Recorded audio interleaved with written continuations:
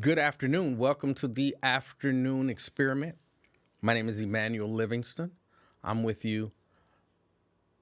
We'll see. We'll see. What is it, 5? I do 2 hours. I mean, I'm with y'all till 7. We'll see if we can make that work. I do have some stuff that I have to do. I have some things that I have to take care of. So I may or may not be able to make it happen, but I'll do my best. I'll do my best.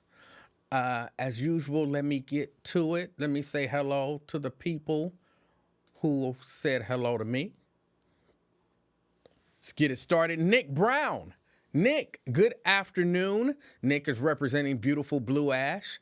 Regina Denson Griffin, representing Madisonville. Good afternoon, Regina. Good afternoon. Good to see you. B-Rab in the house. B-Rab, say what up? What up, B-Rab? Thanks for checking out the show. I appreciate it. Dwayne Larkin. Good afternoon, Dwayne Larkin. He's representing Mount Airy. Good afternoon. What's it? 1, 2, 3, 4. And rounding out the top 5, Lewis Talbert. Lewis Talbert, good afternoon. Good afternoon. That's a good mix of YouTube and Facebook. A good mix. 3 YouTubers, 2 Facebookers. Round out the top 5. All right, you can't beat that. Andrea Bustle in the house representing Gulf Manor. Good afternoon, Andrea. Good to see you here. Latanya Chichester says hello, and hello to you. Hello to you. Mary Birch Lavender, she says howdy to y'all, and she's representing White Oak. Good afternoon, Mary. Latanya, by the way, says she's representing North College Hill. Dina. Angel came in early. That means the show is blessed. You know that, right? When you got angels watching over the show. And why does this mean angels? I don't know. I don't typically see angels even depicted as ever doing this. But good afternoon, Dina. Dina Johnson representing Walnut Hills. Kim Moore Eberhardt. Good afternoon. Thank you for checking us out. B-Rab says, have you spoken to Raven? Not in the past couple weeks. I think I talked to her a couple weeks ago. Everything was going good with her. And, yeah, but I don't think I've talked to her in the past couple weeks. I might reach out to her. I like to reach out to her every once in a while just to check up on her, make sure everything is going good.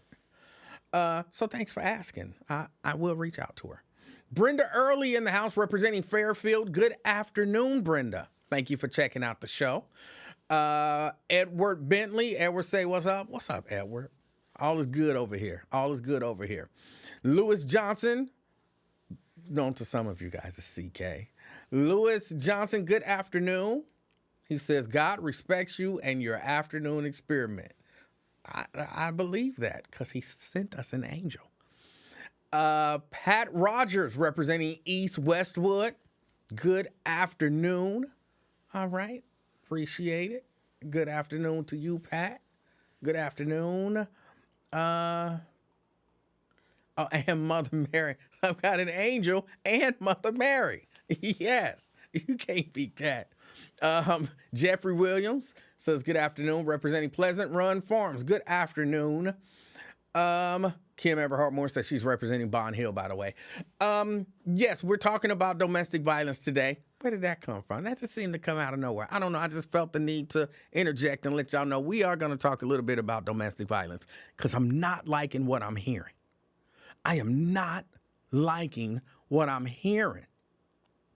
And I feel like we as a society have to change our mind, our thinking on domestic violence. We can do better. So we are going to talk about that, just so y'all know.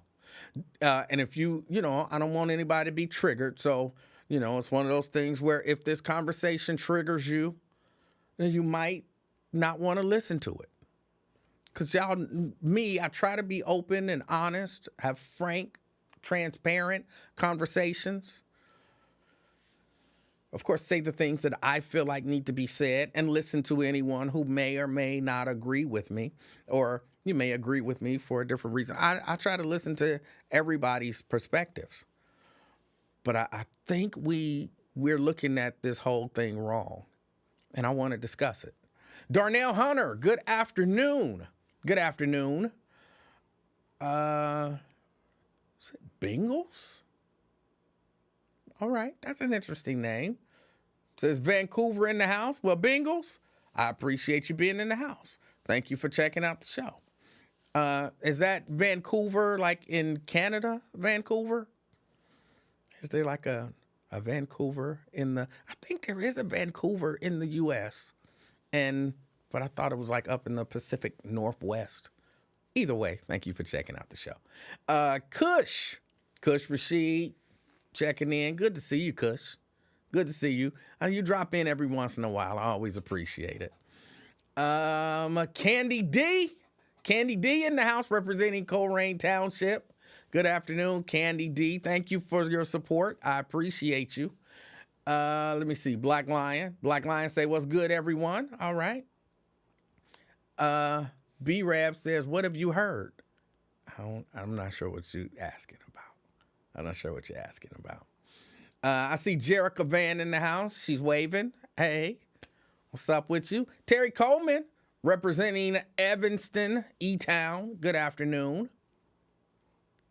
Oh, that's James. James in Vancouver. Okay. James, thank you. Diana Huddleston Angel, representing Coleraine Township. Good afternoon. And those are all the hellos so far. So if you come in, now if it catches my eye, then I'll, say hello to you. But if I'm rambling, I'm talking and I'm caught up, I might not see it. So don't be mad at me that you didn't say hi to me and I said hi to you. But, I was in the middle, I was doing this. And you said hi. I'm not going to, oh, hi. That's probably not going to happen. Okay? It's probably not going to happen. Pamela Kinney, good afternoon, representing North Avondale. Good afternoon. All right. I'm not one to say that a domestic violence incident is a good thing at all. But at least some people are having an honest, open conversation about domestic violence. It allows for that opportunity, and I believe stuff like that is important. Even though the whole incident feels horrible and messy and all of that kind of stuff, it feels horrible, it feels messy, it feels like everybody I don't want to be in their business. Now, it's hard to have the conversation because, of course, to some degree, they are the root of the fact that we are having conversations right now about domestic violence. And I try to be open and honest about everything. I had no intention on voting for either one of them. I'm not into that. Not into voting. I'm not into voting for people who present themselves as the way that they've been presenting themselves in terms of their political affiliations. So I had no intention on voting for either one of them. But that don't mean that I want to see anything bad come to either one of them. So, I'll try to separate all of that. Because there really is a part of me that's like, hold on, you MAGA. You know what I'm saying? Well, I don't care about you. I don't really care what happened to you. Go to the people that you were trying politically to reach and ask them for sympathy. Ask them for understanding. Ask them for whatever it is that you're asking for. There's a part of me that feels that way. I know that's not necessarily fair, but I'm a human. You know what I'm saying? I have certain ways that I feel about certain stuff. And that's one of the ways that I feel. But, again, I'm trying to not necessarily talk about them, even though I know portions of what's going on with them will creep into the conversation. That's the only reason why I even bring them up, because it will creep into the conversation. But man, y'all ain't. I am bothered. If you watched Wyatt's show, I said this on Wyatt's show. I am bothered by the way people are having this conversation. As a men's rights advocate, it bothers me that the conversation surrounding a man calling the police as a victim of domestic violence is automatically the bad guy, even if he is a bad guy. You don't know what happened in this incident, but because there's a guy, a man, who says, I'm a victim of domestic violence, he's automatically the bad guy. Oh, well, she only did this because he's so bad. She probably did this because she had enough, which may or may not be true. But I really don't think the people understand that they really discount male victims of domestic violence. Oh, man, you ain't nobody discounting no male victims of domestic violence. When you move away from these two individuals and you go to talking about how the system works, I know it's just we're trained this way. And we talk about, they go down to the courtroom and then she say, he didn't do nothing. And, she say he did. And then she, she a victim, but she don't show up to testify. And, why is the victim always she? Why is the one who always ain't gonna testify she? Why is the bad guy always he? Terry Coleman says it's only because he has a history and the past video. That's not the only reason. Because like I just said, I know people love to, because, you justify this stuff that's been drilled in your head. Like I said, we're not talking about them specifically. But even if we talk about them specifically, and he has a history, and there's a video, does that mean that that's what happened that night? Now, I'll agree it makes it more likely than not. But we wasn't there, so you don't know. For all you know, he could have been sitting there minding his own business, and she just came up out of nowhere, mad about something. So what? Because he did something in the past, he's automatically guilty? That's not right. That's not fair.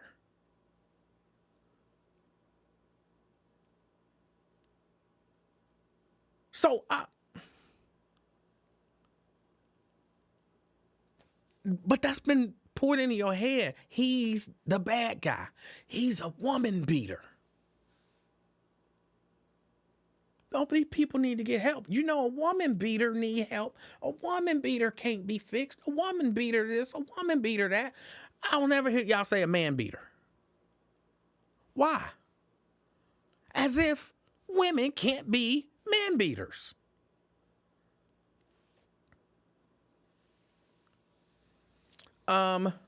Andrew says her name is being dragged and the news aren't saying his name because he is considered to be a victim. Well, I'm not sure that her name is being dragged. It's just being reported what was reported. The news is being reported. But I'm not talking about the news. I'm talking about y'all.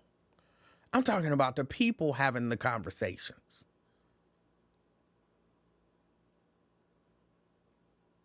That's what I'm talking about. Jericho says maybe the conversation should be male victims need to, I hate when it does that. Male victims need to be supported in reporting abuse. That's what I'm talking about. We have potentially a male victim who reported alleged abuse, but that's not supporting him. It's saying that he's the bad guy. That's not supporting a potential victim. People don't do that. And then people wonder why men don't report it. There was somebody on the other chat, basically saying, well, if you a man, you know what I'm saying, you pay the cost to be the boss. So because I'm a man, I just had to take abuse when it happened. There was somebody on another show saying, you ain't no real man if you report a woman abusing you. This was an actual comment.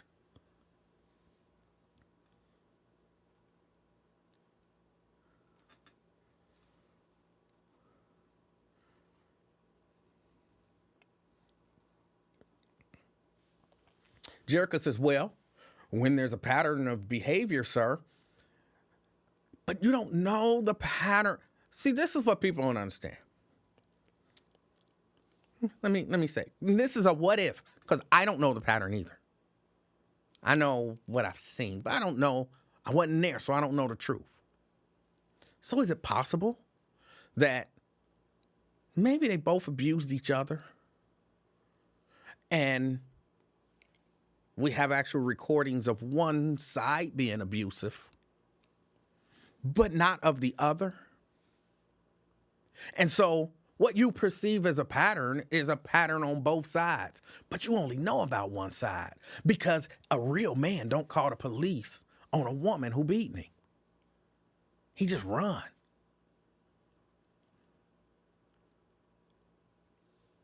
I'm not making that up. That was said in one of the chats today.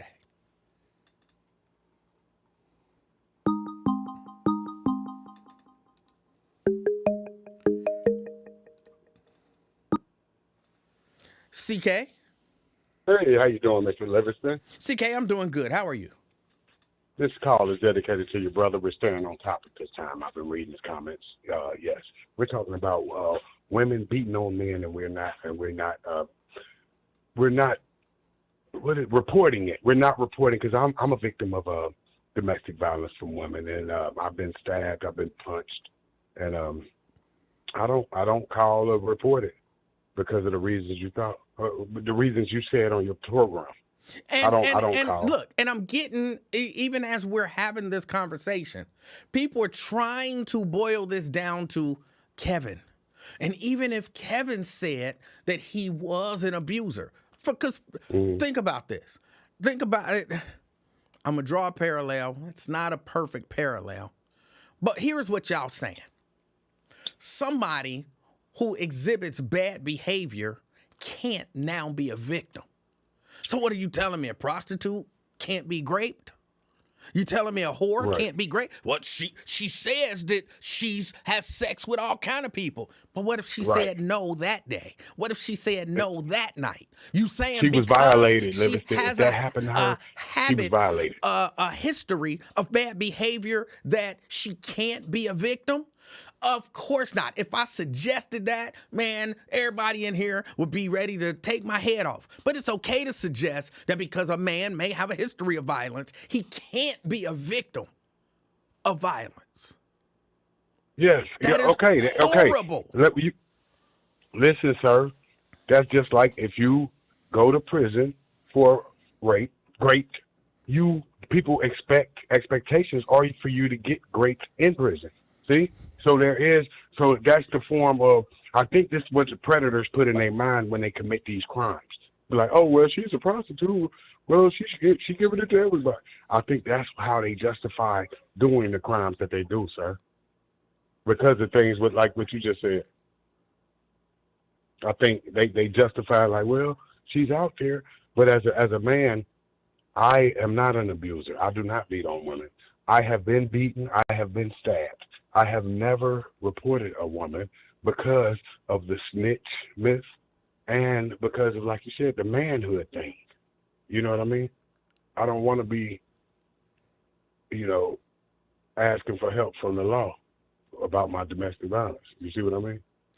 I understand what you're saying, and believe it or not, there's a lot of men suffer acts of domestic violence and just take it Yes. because you're not a real man if you report it. And people act like people don't manipulate the system. Like, for real, if you beating on me, hitting on me, you know, oh, well, you a man, you should be, she ain't really able to hurt you and all of that kind of stuff. And then I get fed up and I lash out back. Now the police is called. Now I got a history. Now I got a history. But I put up with it over and over and over because of the way y'all treat men who are victims, the way y'all dismiss men who are victims, the way y'all discount men who are victims. That even as we're talking, somebody posted in here, I'm telling y'all, this is not something I'm making up. He should have had his own spot. She asked him to leave her home. He should have left. So now, hold on, just using that logic. There's this man. He's got a house. He lets a woman come and live with him. And he beats her. And me as a man, I say, well, she should have had her own spot. Maybe at some point he asked her to leave and she didn't leave. Maybe she should have left. You're suggesting she brought it on herself by needing help, by staying there because there's an uneven power dynamic, that she's at fault because that man beat her. See, if the situation with some of the stuff that y'all are saying, it's really frustrating me. Some of the stuff that y'all saying, you would never say if the situation were reversed. And you don't even realize that you're doing it. That's because black men are hated more than anything on the planet. I want you to understand. You think anybody in the comment section gives a damn about me getting stabbed by a woman? Do you think anybody in the comment section care about me getting punched in my face? But if it was one of them women saying this, they laughing at me, sir. They laughing. This is what's wrong with America. It's hypocritical. So understand, they don't give a fuck about me getting stabbed. Now, what if I stab? My brother came on here and said, I stabbed my baby mama in the neck. Now you would get the emotions. So make it clear. Nobody gives a damn about a black man, including they women. All right, CK. What's your thoughts? What's your thoughts? I agree with you. You don't. Sadly. So do you care about me getting stabbed in my neck by a woman? Of course I care. That's horrible if that happened. It happened on Halloween about 6 years ago. Luckily, I survived. But this is a real problem we're talking about. I tell you, when I talk about these subjects, I've been through it. I ain't just talking about something that I'm watching. I'm talking right now, a broad that I'm not messing with. She keeps threatening me. Oh, I'm going to just come over there. Why do you want to come over here? Because I can. This is domestic violence. This is where it starts. So you got to understand, people cannot, they don't want to let go, Livingston. Some people don't want to let go of you, sir. Do you understand that? I do. And I'm called. This is a real subject. Your brother got on me for not sticking to the topic. Now let's see if he's going to say, well, damn, because he don't never say nothing positive. And I didn't say bless your brother family a million times. I told him about his daughter blessed him, and all he do is get on your platform and complain about me, a guy that prays for his family. So remember, it ain't just women that abuse us. We get abused by our own people. Because I prayed for your brother's family, and he must be annoyed by my phone calls. But that's the only thing he has to say to address me. I didn't spoke directly to him. he has nothing but negativity to say. But then he could on here and say how much he looks out for black folks. Okay, well, damn.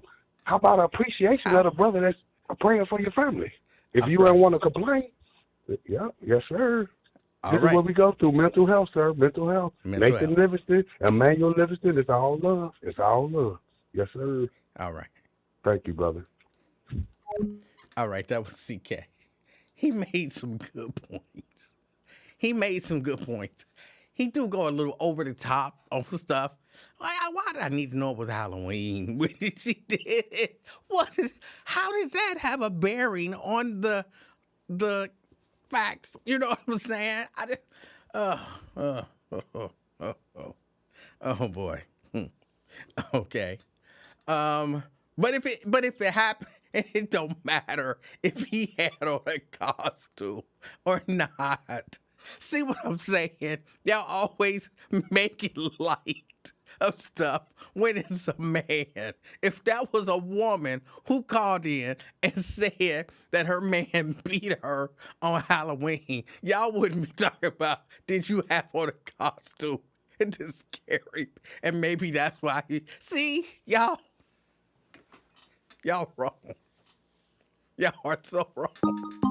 That's terrible for y'all to say that. Oh, that is horrible. Oh, boy. Ron? Hey, what's up? How you doing? I'm good. Hey, let me start off start out by saying I apologize, LaDonna. I was just out of my head with frustration about the situation, and that shit was over the top, like Alethea said. And good looking out, Alethea.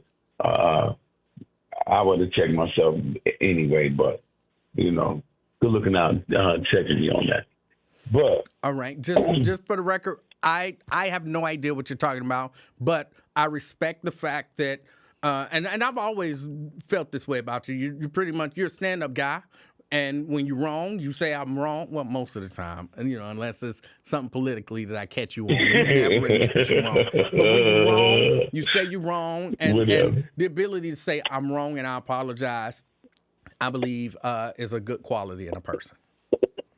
Yeah, but that was shitty, and I can be that way sometimes. I owe Daryl an apology too, but I just can't give it right now. I just can't give it. But anyway,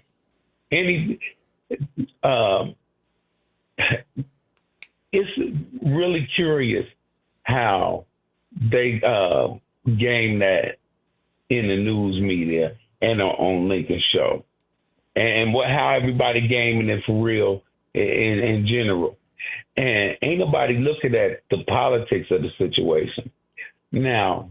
And Black Lion said something the other day, and he made me smile because he didn't know what he said. He meant it as an insult, but he said he put a comment in when Twin was talking to Wyatt.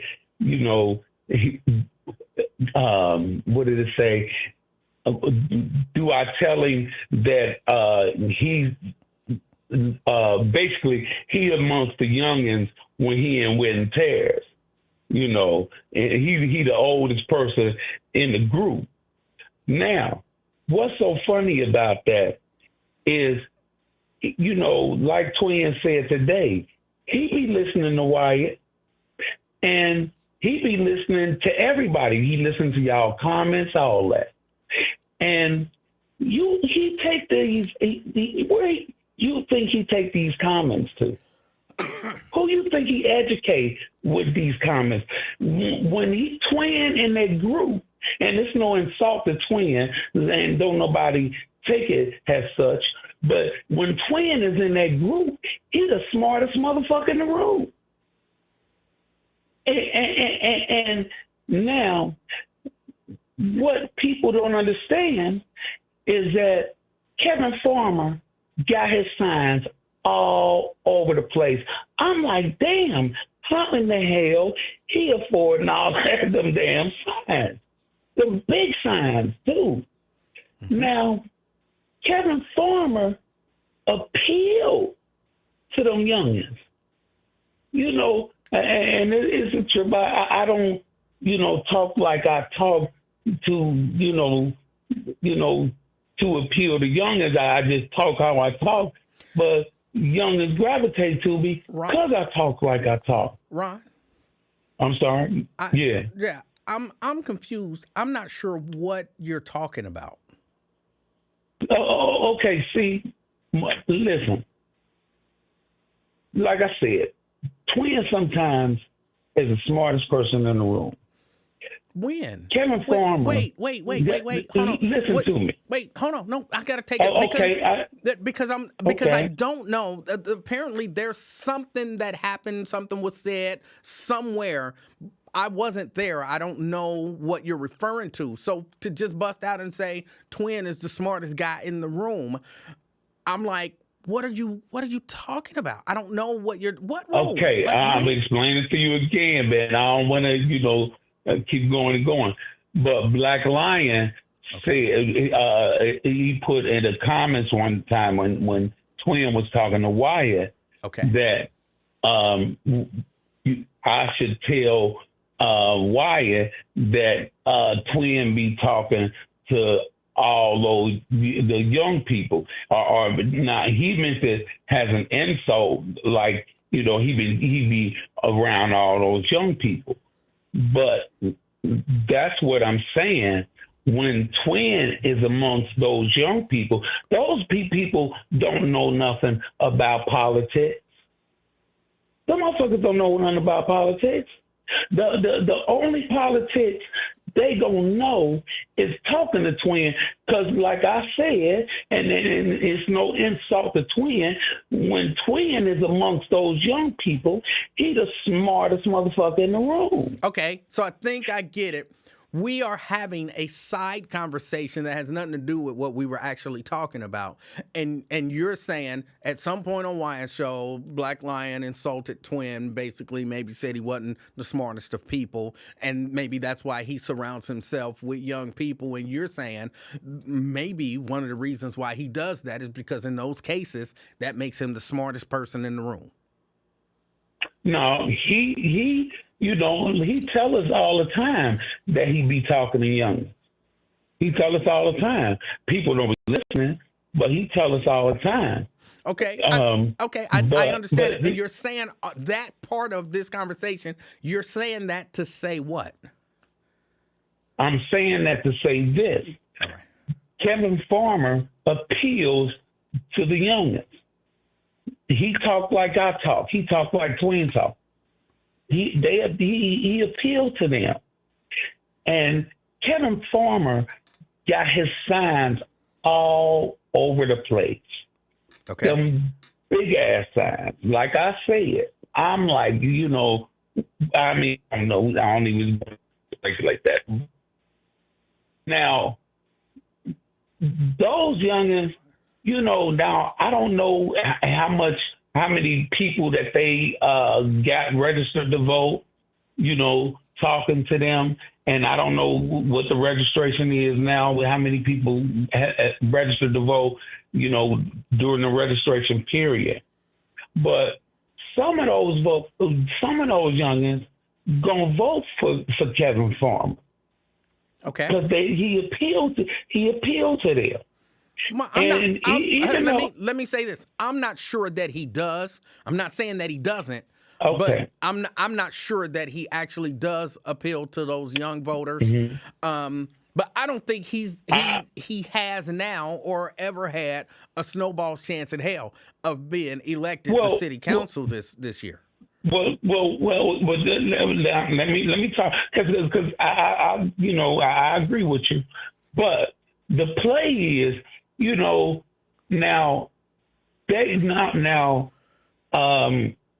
Liz Keating, if she don't get on council, she's running against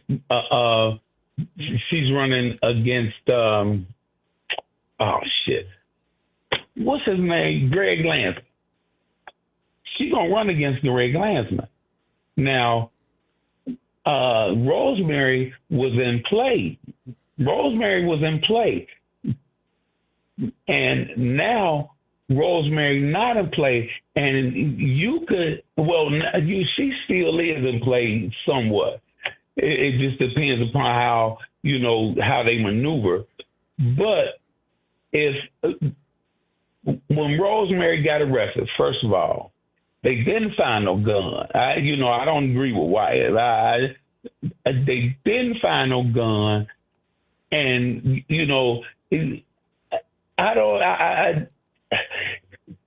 Kevin Farmer said something, when he was talking to Wyatt, and he was talking about when he called the police. He was talking to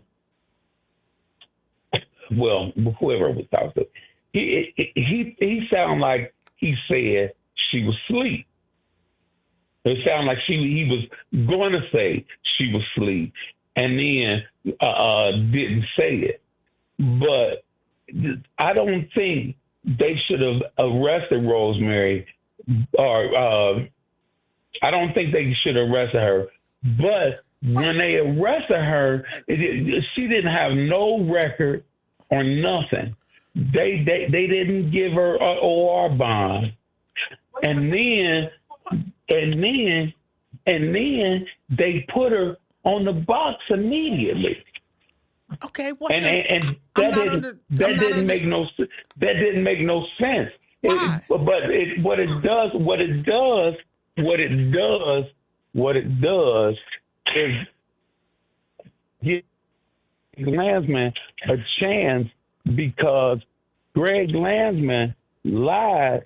Well, he didn't just lie. What? No.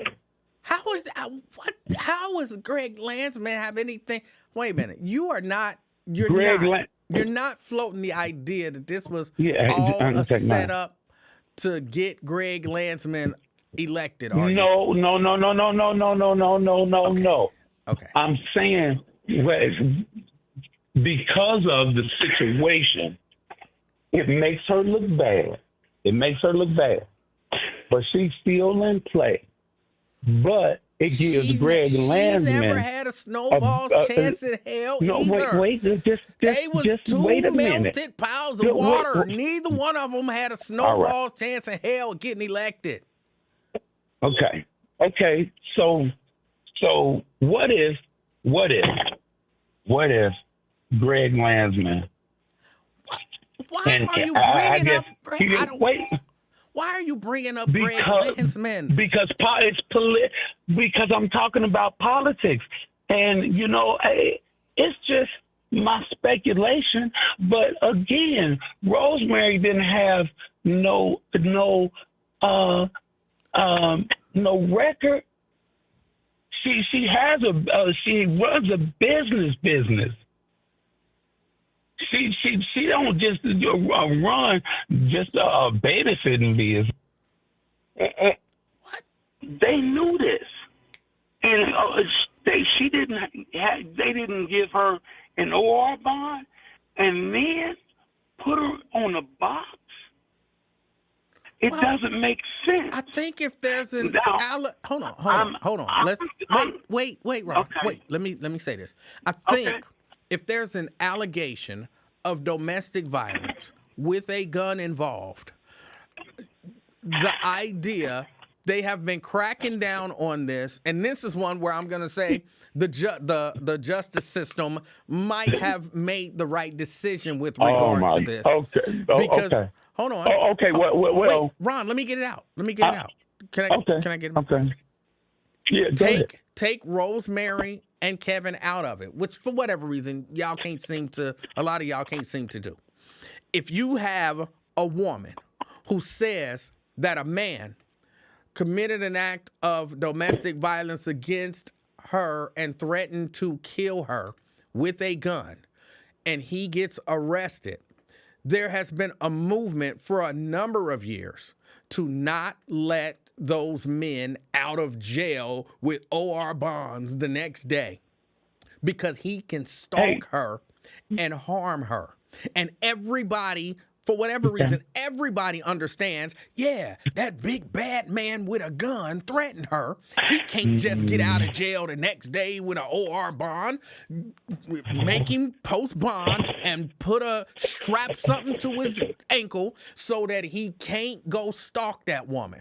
But when it happens in reverse and it's a woman who's accused of the same thing, then, oh my goodness, she should have had an OR bond. And why is she on the box? No, she shouldn't be on the box. They are supposed to, and in this case, I'm going to say they got it right. They're supposed to apply the same standard to a woman as they would to a man. And So how come she ain't still on the box? What? How come she ain't still on the box? How come she ain't? Maybe somebody looked at it. And they look at the situation, and they're supposed to take all of this stuff on a case by case basis. But initially, you don't just say, "Oh, it's a woman. Let her go home." I didn't say no. We didn't say male or female. But you know, hey, that's your opinion. Now I'm saying from a political end. You know how you be looking up stuff? Look up House Bill 876. What does House Bill 867 have to do with domestic violence? Because it's a House bill that Greg Landsman sponsored, that he co-sponsored in the House, and he co-sponsored it, but he won't answer the question, what is it? And people in the chat know I've called and asked him 2 months in a row, and he won't answer it. And it's significant. And you know, maybe, just maybe. Okay, maybe. If people find out what that bill is and does, really, people, you know, might have second thoughts about vote for him, and you know that was insurance as to whose vote that was insurance for him with that situation with Rosemary and Kevin. Okay. It really was. It was a gift. It was a gift, and you know, gifts are given during in a political situation. I'm just saying, if you know, they'd clown me and all that other little shit and talk bad, you know, about me and my political situation or political affiliation. Well, but I really just try to bring the truth and make you aware. And I'm sorry, go ahead. Make it all somehow a conspiracy to get Landsman elected. It's some no, weird, I didn't say no conspiracy. Just because you didn't say the word, no conspiracy. You didn't say the word conspiracy. I said a gift. But you're describing a conspiracy. No, I said a gift. I said a gift. That would be a conspiracy, bro. You're just because you don't say the word conspiracy doesn't mean that you're not alluding to the fact that this was a conspiracy. I'm not alluding to that. I said it was a gift. No, I said it was a gift because of the House bill that Landsman co-sponsor, that he won't answer the question on Lincoln's show that. But what in the hell does that have to do with what's going on with Rosemary? If you, hey, I don't know how to explain it to you. I Because it thank you, don't. That's Emmanuel, why. for your That's time. why it is difficult to I explain thank it you. because it I doesn't thank you for your make time. sense. Oh my goodness. I understand what he's saying, but yeah, you're trying to make it a conspiracy. I don't believe it was a conspiracy. I don't think that some oh my goodness.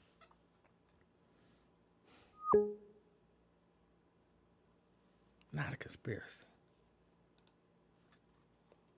Oh, I'm sorry. Shelly was calling. I missed Shelly's call. Shelly, I apologize. You can call back. I had some things up there. Shelly. Hey, oh my God. I got a question for you. Oh, Lord. Okay. Would you really vote for a white Jew over a black Republican? Possibly, yeah. Okay, really? Yes. Well, I want to disagree with, who was that, Ron? Yes, that was Ron. I think the youth are actually very in tune. I mean, why wouldn't they be? Well, because in general, the youth are not very in tune to what's going on politically. In general, young people, ain't sitting around watching the news, and even though, we got our devices now, they got other stuff to be worried about. I disagree. I mean, think not that they shouldn't be, but just typically speaking, when I was a really young guy, 18, whatever, I paid attention to politics, but it wasn't on the top of my mind. And I'm telling you, a lot of young people, I would say somebody correct me if I'm wrong, but aren't young people, don't they vote at a lower level in terms of number wise than like anybody else? That's a good question. I don't know. I think I would. I don't know. I would imagine that would change when you think about. When BLM was mostly younger people, Antifa is mostly younger people, the Nazis are mostly younger people. I think with the COVID kids are now of voting age. You figure if you were anywhere between middle school and 12th grade during COVID, you're old enough to vote now. I also think because the youth are the ones that are being extorted, that they got access to grind, absolutely. Yeah, but they don't get out. I'm just telling you, young people don't get out and vote in mass numbers. They don't. No, but maybe they don't vote in mass numbers, but I do think that they talk, right? I do think that they talk amongst themselves. I mean, I've been paying attention since I was in high school because they started coming after us. As soon as they started opening up the juvenile detention centers, we started paying attention. We had mock elections in middle school with Ross Perot, and then we did it and whatever later on. A lot of us, got expelled from school, or, license crap, blah, blah, blah, blah, blah. Right? Remember when Ohio started putting 2 points on your license when you dropped out of high school? No, because I never considered dropping out of high school. Oh, okay. Well, yeah, they did that in 1996 or something like that. And then 97 was when they changed all the driving laws to where if you didn't pay a ticket, they would suspend your license. That's when all the lines started getting long. Okay, but I always pay attention to the kids, but there's these videos on YouTube, and they go to each neighborhood. I'm going to say hood, okay? We'll go to each neighborhood. They go to Avondale, over the Rhine, Moosewood. Where else they go? Price Hill. Hold on. Shelly, just before you continue, and I'm going to let you continue, what in the hell are we talking about? The youth paying attention to politics, because in these videos they talk about it. They say, we got too many programs in Cincinnati. There's plenty of food. Ain't nobody going hungry. Right? That's the kind of stuff that they talk about. I can't say that there aren't some young people saying that. I be around young people, and I've yet to hear a single one of them say that. They talk about in the videos, and I always talk to youth, and okay, so, oh my God, okay, fine. I'm just saying, I think the youth pay attention because they're the ones that are the victims of everything that's going on. Get this. So a friend of mine has an 18-year-old daughter, right? And the 18-year-old daughter has an 18-year-old friend. The 18-year-old friend has a baby. The baby's almost 2. right? She's in the system. Guess who the baby's dad is? Ross Perot. The foster parent, the foster dad of the home she was in. Oh, Lord. Yeah. Like this stuff, like all these missing kids and stuff, I think the youth, I'm just saying, I think the youth are paying attention. And Rosemary has I've looked up her nonprofit. She gets like $6 million a year to help 4 kids graduate. But she's working with the youth, so wouldn't you think all those people she helped would be on her side? Not necessarily. Well, that's a good point. That's true. I mean, why have guns if you can't use them? Wasn't she in her own house? Wouldn't the youth be like, hey, look at her, she's a baddie? I mean, like... I don't, in all honesty, I don't know what we're talking about. I have no idea what we're talking about. The youth, right? The phone call that I just was listening to, talking about Rosemary versus Farmer, and then Greg Landsman, the Jew, and then the youth being involved in what they know. I'm just saying, like, I think a black Republican woman is like perfect. I'm voting for her over a Jew any day. I think the youth are smarter than we give them credit for. That's some racist sounding stuff, just so you know. Huh? Just so you know, that's some racist sounding stuff. Well, why? He is a Jew and she is a black Republican. But if you're voting for people just based on the fact that, oh, she's a black Republican and he's a Jew, like that's horrible. Like you don't even care what they believe in. You don't care what their policies are. You're just like, hey, and I believe that a lot of white people vote this. Well, probably a lot of black people too. But I believe a lot of white people vote this way. Like, hey, there's a black person and there's a white person. I'm definitely not voting for a black person over a white person. Hey, there's a white man and there's a white Jew. I'm not voting for a Jew over a white man. And it's like, whoa, that's kind of racist. That's just relevant to who's on the ballot. Greg Landsman he's dirty. He's dirty. He's been around forever. He's shiesty. You mean he's been around? He has not been around forever. What does being around forever look like to you? Oh my God, he's been around for 10 years at least. Been around where? Politics. On the scene. Look, Greg goes, oh, I'm not backed by big corporations. Right, because you're backed by big nonprofits. How long has Donald Trump been on the scene? Hell, I don't know. Oh, 30, 40 years? He's been, what did you say? 30, 40 years? So ain't that too long? Oh, I thought we were talking about Cincinnati. Oh, God, I think all the old people need to get out of government. All of them. DeWine, all of them need to go. So you think Trump should get out? Well, yeah, his time's up. Once this term's over, his time's up. Oh, once his term is over. Well, I mean, you can't get out now. He could. No, he very well could. Remember there was this guy, Richard Milhouse Nixon, and he resigned. You can get out. Like, he could get out right now. If you feel like 10 years is too long to just be around politics, you gotta feel like Donald Trump's life, he's been around it too long, so he should just step down right now. I'm talking local politics. The city's a mess. Oh. If we got, why do we have asphalt for speed humps, but we don't have asphalt for potholes?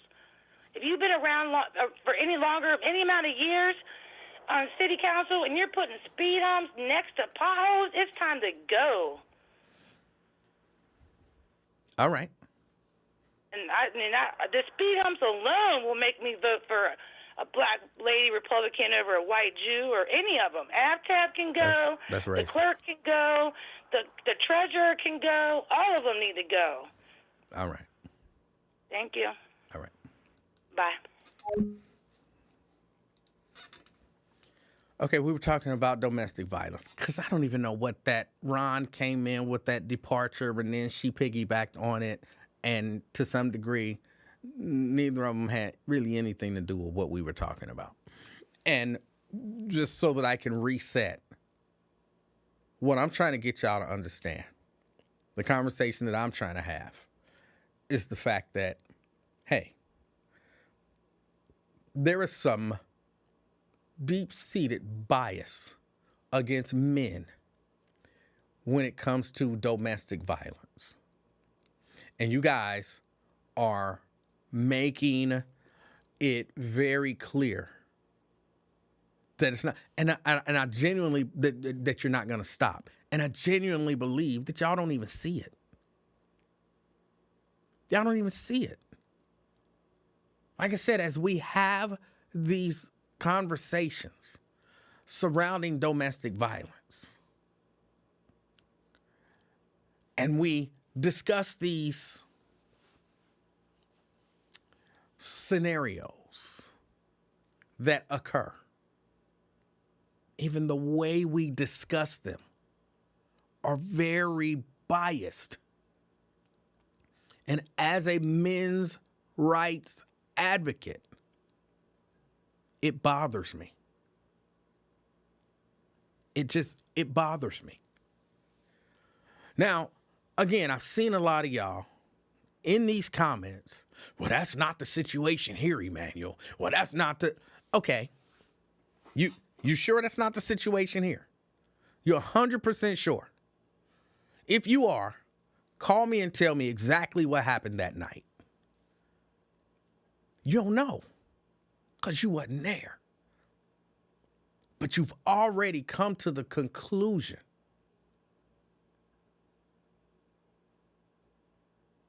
the man had to be wrong. And if the situation were reversed, you wouldn't have never come to that conclusion. Ronald says, we see it, really, or literally. Oh, no, we see it, really. But again, it's black and white. So call in and tell me what happened, Ronald. Ronald Dixon, he's been on this thing. Ronald, call in and tell me exactly what happened that night. Tell me what was said and what was done. See, it's not, unless you know that, it's not black and white. So is that what you're telling me, Ronald Dixon? You know exactly what happened. You was peeking through the window, had a glass with your ear up to it. You know what was said and what was done.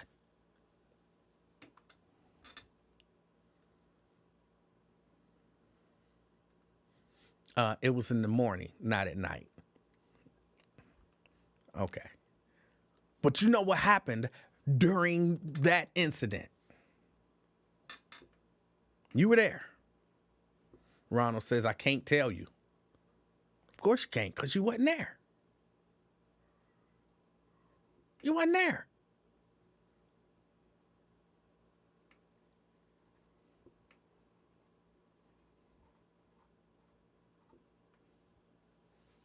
So we don't know.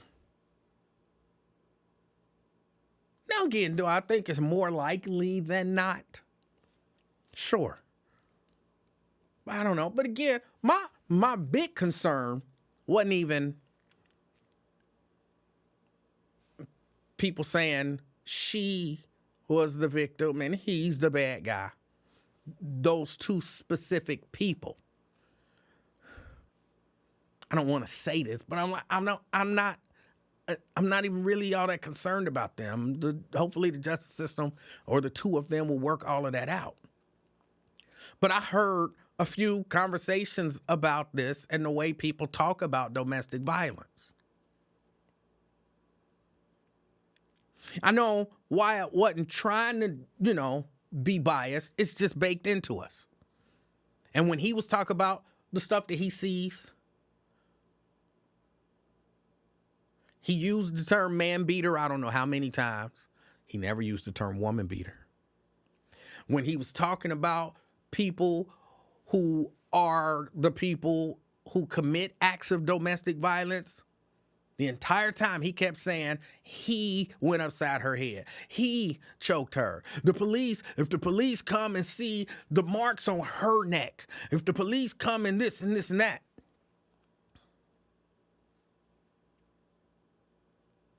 It was never, she's the victim. And he said, I don't want to press charges. He always taking her back. That was never the conversation. And that paints it as if only men commit acts of domestic violence. Only women don't follow through and press charges. And then you get into situations where men, or women in particular, can use that system and that bias that you, the public, have as a weapon. And y'all know why I'm sensitive about this. I experienced it as a totally innocent person. I experienced the system and people's biases be used. And I'm saying, and it's because I'm the man. I'm the bad guy. He's the man. He got to be the bad guy.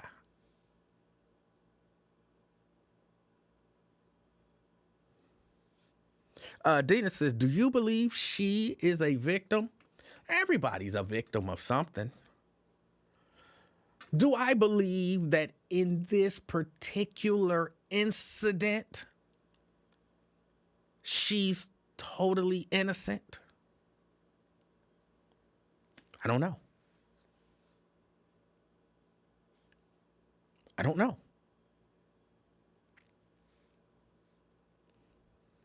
Because again, just because someone has been a victim or has been the aggressor in a situation in the past doesn't mean every time a situation arises, they keep those same two roles. It doesn't.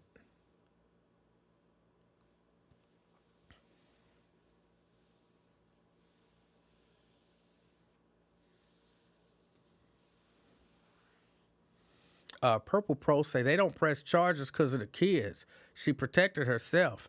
She made him the victim instead. I don't know why. Again, I wasn't there. I don't know what happened. If you were there and you know what happened, not if you know the parties and they told you what happened. If you were there, please call in and tell us your firsthand account of what happened. If you wasn't there, at best you taking somebody's word for it. We don't know.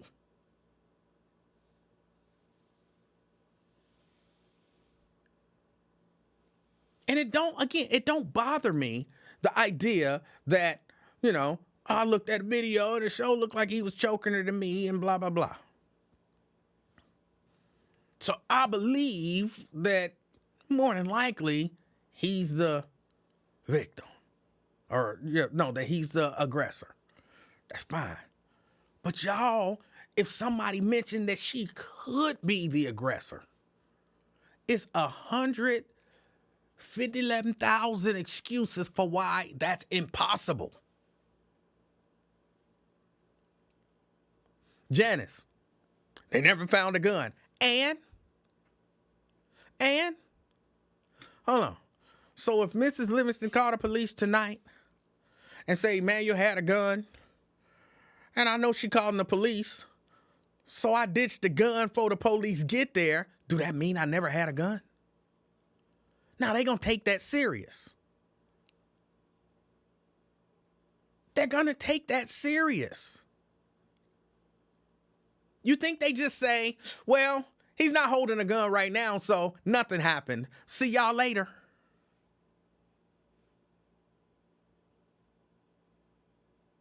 I'm pretty sure that's not the way they do that.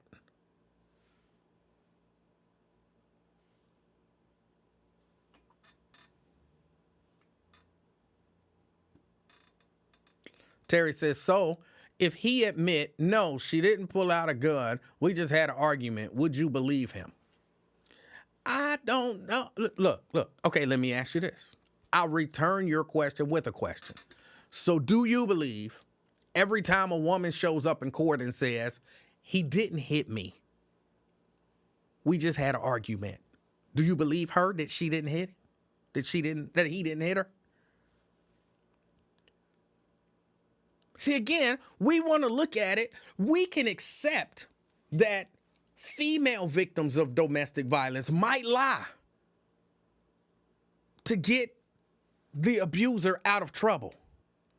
But we can't accept that a male victim of domestic violence might lie to get the female abuser out of trouble.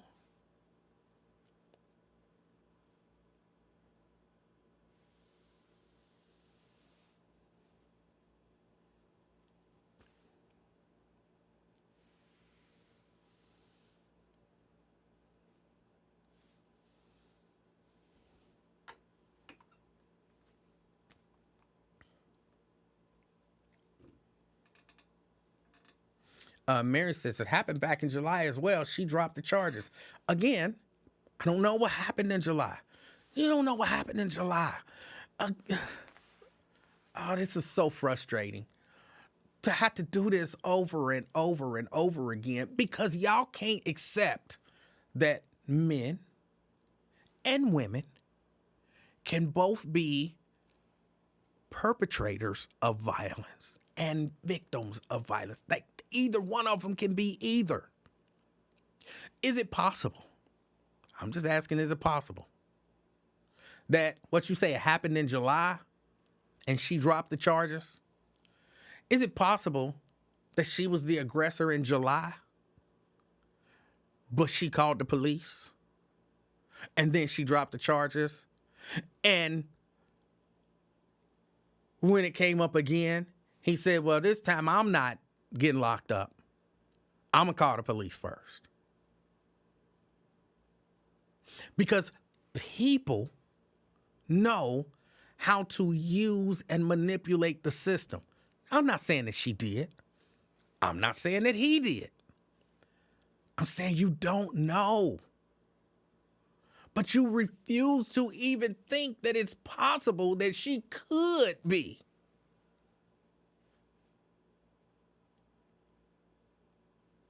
Janice says, of course they can. Now move on. No, because it still ain't through y'all head. The fact that you want me to move on because I'm saying that men can be victims of domestic violence and you mad telling me to move on means I need to stay right here. How does that upset somebody?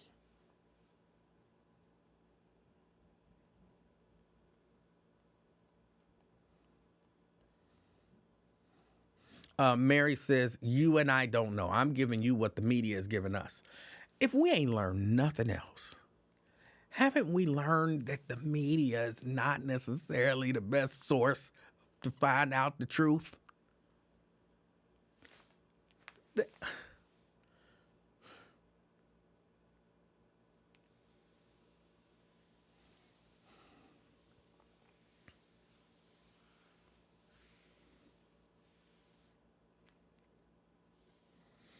Sierra says, no one said men can't be victims. Well, if you're not saying, because again, it's like Ron saying, I didn't say conspiracy, but you described a conspiracy. You didn't say men can't be victims. You just saw an incident where it's possible that a male was a victim, but you dismissed that possibility. And if you see an incident where it's possible that a male was a victim and you completely dismiss that that's even possible, you're kind of saying men can't be victims.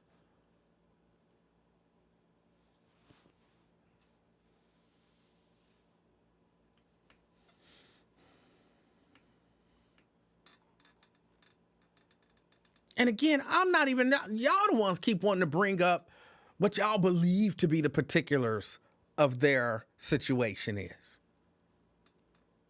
I don't mind telling y'all, I don't know what happened. I wasn't there.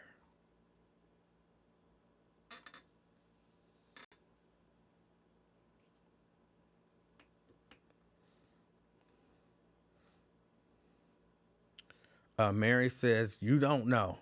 Why do women get mad and putting this stuff in all caps? Mary did it. Janice did it. Sierra did it. Why y'all hollering? Why y'all hollering at me? Why are y'all getting mad?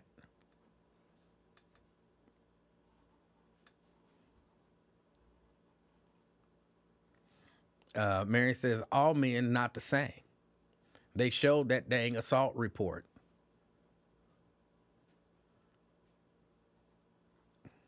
And again, we go back to, but we don't know what actually happened.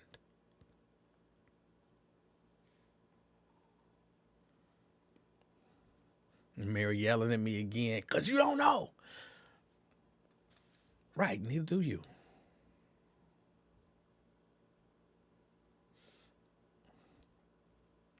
Purple Pros say, why ain't you mad there's no men helping men for all these victims?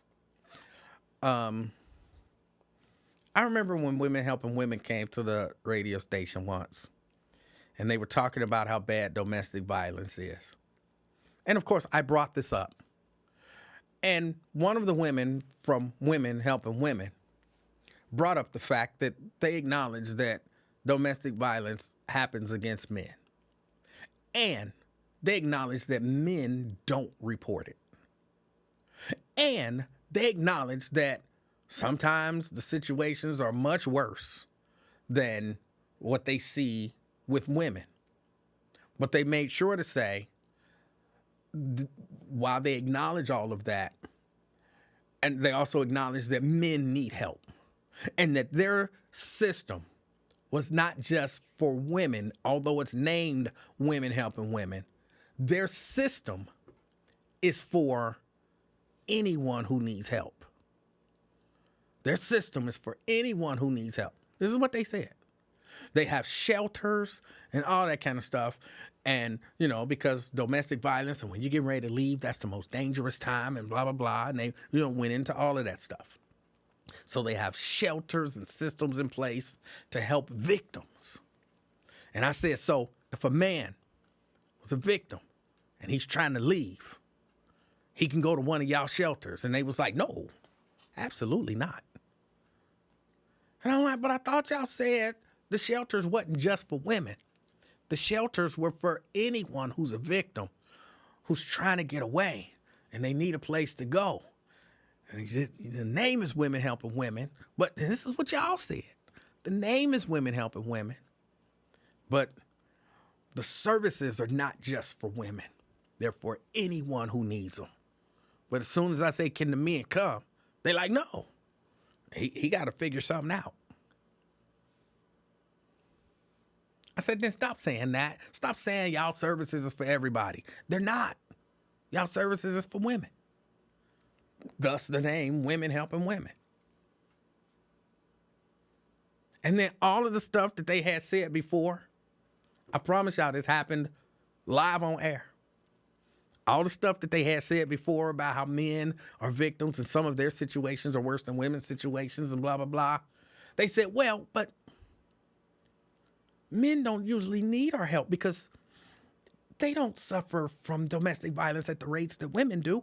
But you just said they do. And they don't report it because of the stigma. And they need help. But then when you get called out on, then why don't you help men too?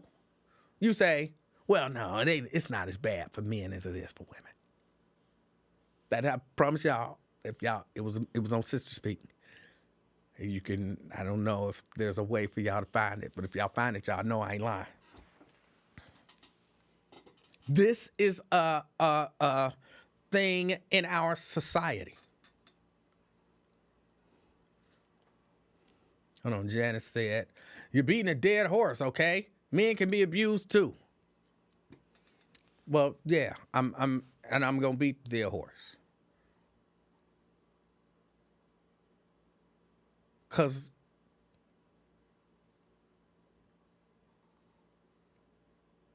y'all can't seem to get it through y'all heads. Y'all can say the words, but y'all can't get it through y'all heads.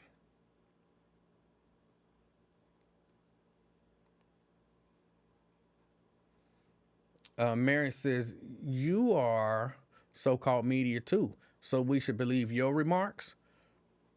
My remarks are just opinion, and I'm pretty clear about that. I don't call myself sitting here trying to tell you what happened.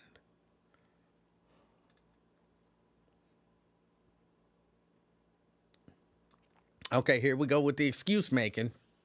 The only reason, now you know, only is a word with a meaning, okay? The only reason men are getting abused as much today is because women got tired of being abused. That's the only reason. Not because some women are violent and can't control their temper, have control issues and all of that kind of stuff. The only reason men get abused is because women tired. But I'm beating a dead horse. Caller. What's up, E, man? This Ron, man. This Ronald Dixon. I finally went on ahead and called. All right, Ronald, what's on your mind? You're calling to tell me exactly what happened during this I don't know incident. what happened, Black. Look, I don't know what happened, just like you don't. Okay. But, you know what I'm saying? He put that shit out. He let everybody see what was going on. And? You know, whatever was going on, I mean, that's self-incriminating right there. You could have kept that to yourself, and then you don't be smacking up on no woman. Wait. I agree. You don't be smacking up on no woman. And so you're telling me that he put out that during this incident, he was smacking up on her. Oh, you talking about this incident? Yes. Okay, so you be playing on words. I'm with you. How am I playing on words? That's what you were talking about this incident, right? I got you. Yeah, that's what we were talking about, this incident. Yes, sir. Right. Yes, sir. And so you're saying, because I didn't hear his call with Wyatt, so you're saying during that call, he admitted, I ain't hear it neither. I was at work. I don't know. So at some point, you've heard him admit that he was the aggressor and the person who was committing an act of domestic violence against her on that day. No, that ain't what I heard. Oh. That ain't what I heard, and I ain't see shit. I hear what you're saying, but quit playing. Much respect, but you know what I'm saying. I really don't. Do you think he did? You don't think he did? I have no idea. I have no idea. I think it's highly possible that he was violent, but it's also possible that she was violent. That's possible. I done got busted in the head with a phone before. So it's possible. It's possible. You know, but for it all to play out like this, man, it's kind of it's crazy. It's sad. You know what I'm saying? Because some people could get hurt. Now, what if she'd have went on ahead and peeled his cap back? Life would be totally different. Well, everybody would be supporting and celebrating her then. I don't know. Yeah, they would. They would. That's a part of the culture. The culture is women commit acts of violence because they're strong. Men commit acts of violence because they're weak. Check that out. I ain't got no argument, man. I just, you know, it's a fucked up situation. Excuse my French, but that's not French. But I don't necessarily think my conversation is about that situation. That's what I keep trying to tell y'all.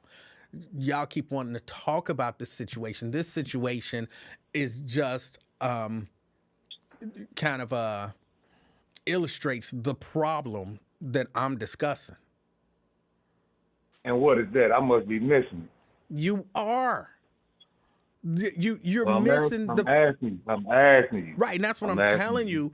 The fact that before this particular conversation with you and I, it never entered into your mind at any point in time that she could be wrong in any way. Nah, that's not true. That's not true. But I didn't think about it. I hear what the fuck you're saying. I hear what you're saying. I hear what you're saying. I didn't think about it, but I ain't saying, I still think the nigga was wrong. So, you know what I'm saying? I hear what you're saying. But I hear what you're saying too. I hear what you're saying too. So that's where I stand. Hold on. And you said earlier you were one of the people who I said if a woman hits you, call the police on her and get her locked up. And you was like, oh, no real man do that. I ain't gonna call. I ain't finna. I got sisters and cousins and shit. That is not the way I that. don't fuck with nobody. I don't bother nobody like that. And I don't be arguing and all that. Jesus. You know what I'm saying? You okay? I shut up. I go home, goddammit. I got my own. I go home. Get in my car. I go home. Hold on. So in your mental scenario, you over her house. What if she at your house? But then she gotta go. What if she won't go? Well, I call my neighbors. Tell them call the police. Why wouldn't Open you the just door. call the police? Cause she don't want to leave. Because I'm she's ready for her hitting to you. go. She's hitting you and she refuses to leave. Oh, she's smacking me up. Yeah, and she refuses to leave. I'm gonna mace her ass. I keep some of that right on Why the table. wouldn't you just call the police? I just mace her and push her out. Then I may call then. But shit, if she smacking me out, that ain't finna happen no way. We ain't finna do that. No, it don't happen like that. I'm your age. You know That that ain't that happening. actually does happen. That's crazy. You got warning signs. You got red flags and shit. Wait, you really did not believe that there are women who get out here and abuse men? No. Y'all see what I'm saying? Y'all see what I'm saying? This has been pumped into our heads for I don't know how many years that women just don't do this. But Ron, trust me when I tell you, it happens. And What then, they arms look like? How you gonna tell? They got big arms, big thighs. What they look like? they just look like regular people. They got control issues. They got emotional issues. They got issues. They ain't got mustaches, do they? I'm not even sure. No, they don't have to have mustaches. I'm sure some of them do, but they don't have to have mustaches. They can be tiny, effeminate women, but they get mad. You didn't do what they wanted you to do. You won't let them look at your phone. You know what I'm saying? All kind of stuff. They get mad. They start putting their hands on you. Nah, I'm going home. They're like, stop it, You girl. at home. You're at home. I'm rolling up a joint first. That's what I'm gonna do. Tell her to sit there and just chill out. So you creating a bad situation for the next man instead of calling the police, getting her locked up, so maybe she can get the help that she needs.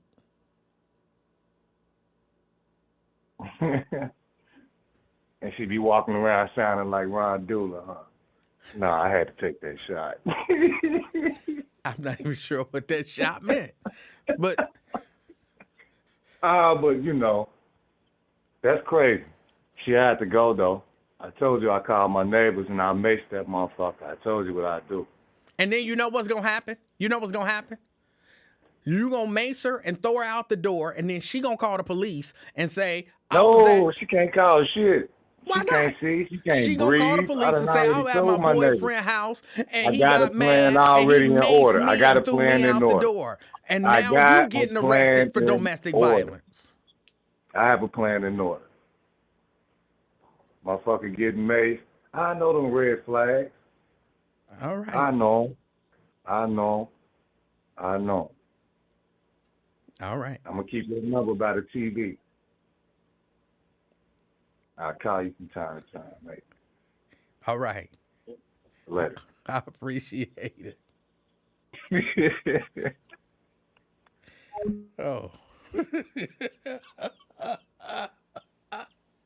Yeah. Ron feeling good. Ron is feeling good today. Uh, oh. Oh. Ooh. But for real, he not the only one out here who think that way. And that's why we have these beliefs.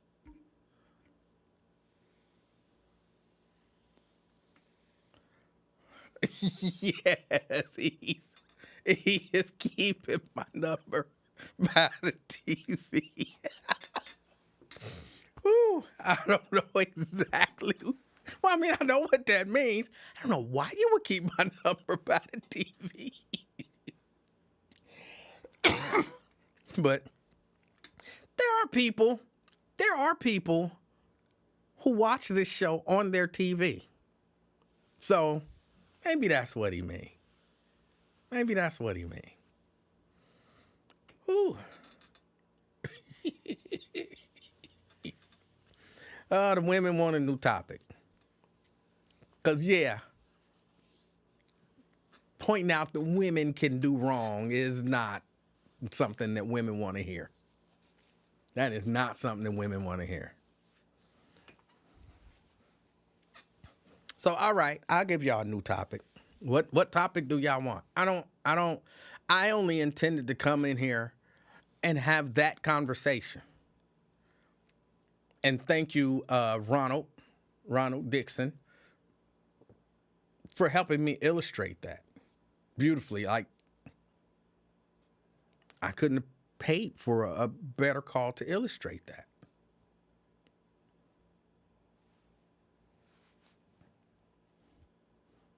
The fact that this stuff happens so often and men many times never even consider calling the police. And then they set themselves up to be the abuser.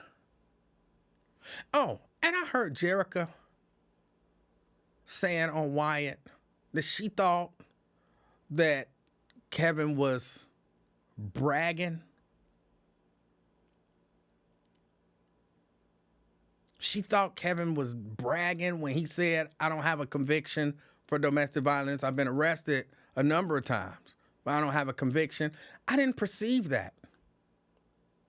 I perceived that the same way as when, remember when Ross Freeman, you remember this, when Cat Williams was on, Frank Ski and Wanda show? And Wanda asked him something about going to prison. And he told her, I've never been to prison. And she said, yes, you have. You've been arrested however many times. And he told her jail and prison are the same thing. I've had however many charges and no convictions. That's not I'm a Teflon, don't nothing stick to me type of thing. That's I've been falsely accused a number of times type of thing. That's what I perceived that he was trying to insinuate. Not, I could smack a chick up and ain't nothing gonna happen to me, but I don't have convictions because I've not been guilty of these things.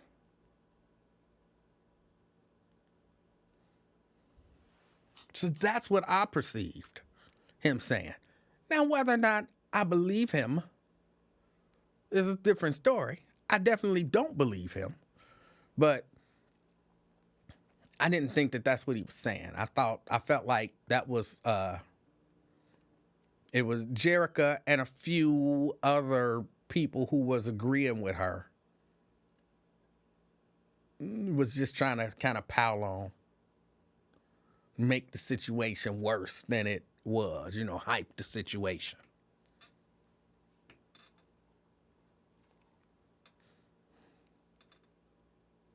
Black Lion say, F that. These women who don't want to hear it are the ones who need to hear it. I agree. I agree. They are. It's a problem with the system. The system allows itself. Yeah, somebody did say women hold women accountable. Like, women do not hold other women accountable. Women hate being held, not all women. A lot of women hate being held accountable. They hate it. Oh, you are talking about, I can't see my numbers right now. I can guarantee you, a lot of people done, boom, I'm out of here. A lot of women, I'm out of here. Nope, I'm not listening to that guy.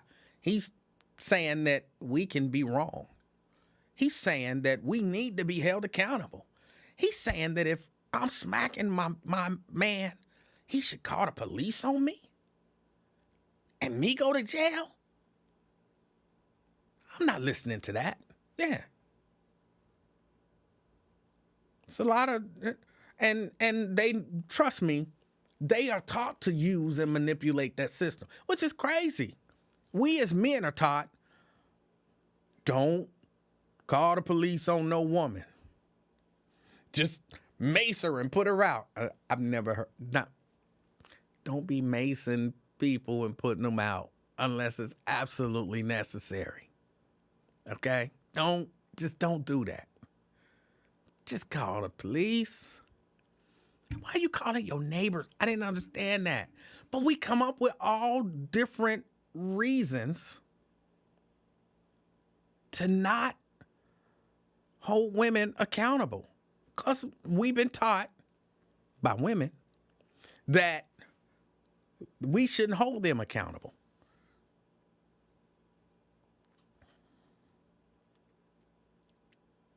Again, I know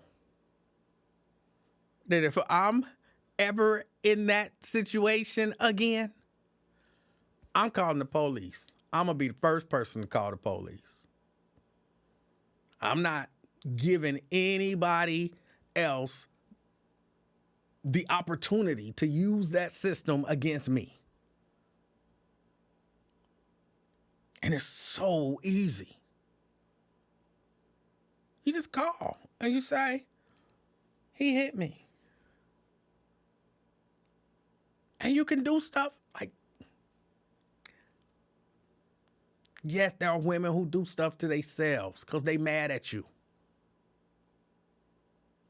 The whole thing about putting an orange in a sock and hitting yourself with it, I don't know if somebody made that up, but I know it actually happens. Well, I'm certain somebody made that up, but I don't know if people saw it on the movie and said, hey, I can do that too.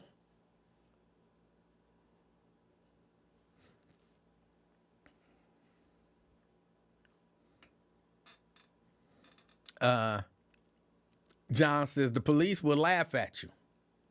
Well, they might laugh at you while they putting her in cuffs, taking her away.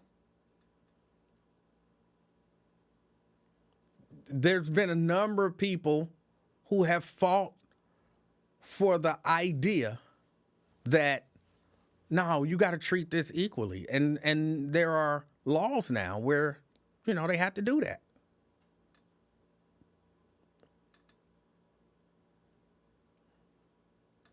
Ron says, Emanuel, don't you think it's odd that the city told Rosemary not to come on Lincoln's show today at the end of the show? Why won't you answer me?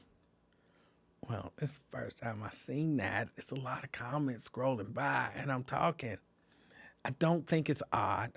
I don't think the city said it in the context that you believe that the city said it. Everything ain't a conspiracy. Ron, if you say, hey, I want Lincoln Ware to come and broadcast at my business to drum up business for me. And then some messy stuff happened. And while Lincoln is at your business broadcast, he want to bring some messy stuff. You might be like, oh, no, that's not what I'm paying you to be here for, is to put some mess on while I'm trying to do this. No, don't do that. This is about me. That's what it was. The city's doing it. I'm going to call it a job fair. The city is doing a job fair. The city don't want no mess during their job fair broadcast. We bring in somebody on talking about domestic violence and this and this and he did this and he running for council and what we supposed to be talking about? Black-owned businesses getting on with the city. No, I don't want that on the broadcast that I paid for. Do that when you get back home. So it wasn't, oh, this is some political conspiracy, and so we don't need her. That wasn't, I'm certain, that wasn't what the city was thinking when whatever representative of the city doing that broadcast said, no. Do that some other time. We don't want that associated with this broadcast about us. So, and if you always, Ron says no. No, yes, Ron. Ron says no. Lincoln was saying that to us. And what context could they have been saying? Don't come on Lincoln's show. Ron says that's all you had to say. I just thought it was odd. And odd that you wouldn't answer me. And you saw my comment. How do you know I saw your comment? There's a lot of assumptions that you're making there, Ron. When I saw your comment, I read the comment that I saw and I answered it. Why do y'all always think everything is not a conspiracy? I didn't see the comment. I didn't.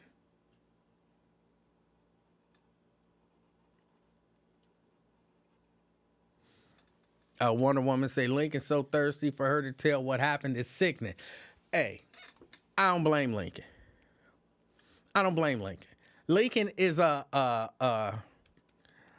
of like a shock jockish type of. You want the story first, especially if it's a juicy, messy story that everybody want to hear. You want that story first. Now, I mean, it wouldn't benefit him to have it first. It doesn't matter if he has it first because it's not like, they take the ratings or anything like that. And it's not like when people hear stuff on the radio station, they go to other media outlets and say, I heard that on Lincoln Ware Show first. And then that's going to bring people over, and then that's going to make some significant difference in terms of anything. But there's still that, I want this juicy story first. First person you talk to when you get out of jail should be me. That's a media thing. I understand that. I'm not mad at Lincoln for that. I'm not mad at Lincoln for that at all.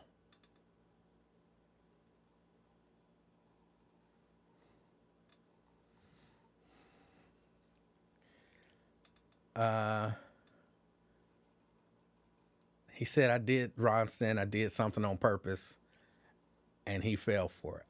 I'm not sure what that means, but I promise. When I saw your comment, I read it.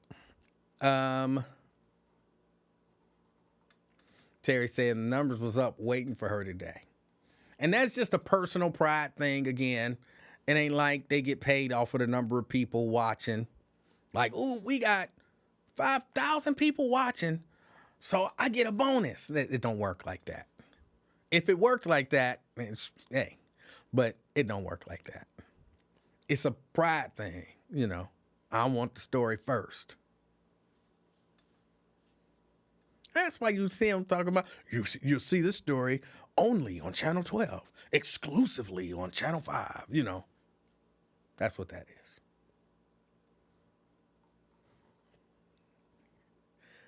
James, I appreciate that. I'm not, he says, I miss you on the bus. And I appreciate that. Thank you. Let me see. He don't deserve her time. She should call 700. They don't care about her. I mean, I'm sure they would take it because it is, messy and all that kind of stuff. So I'm sure if she called them and said, yeah, that's me in the news in jail. Yeah, I'm going to talk. They would take her call. But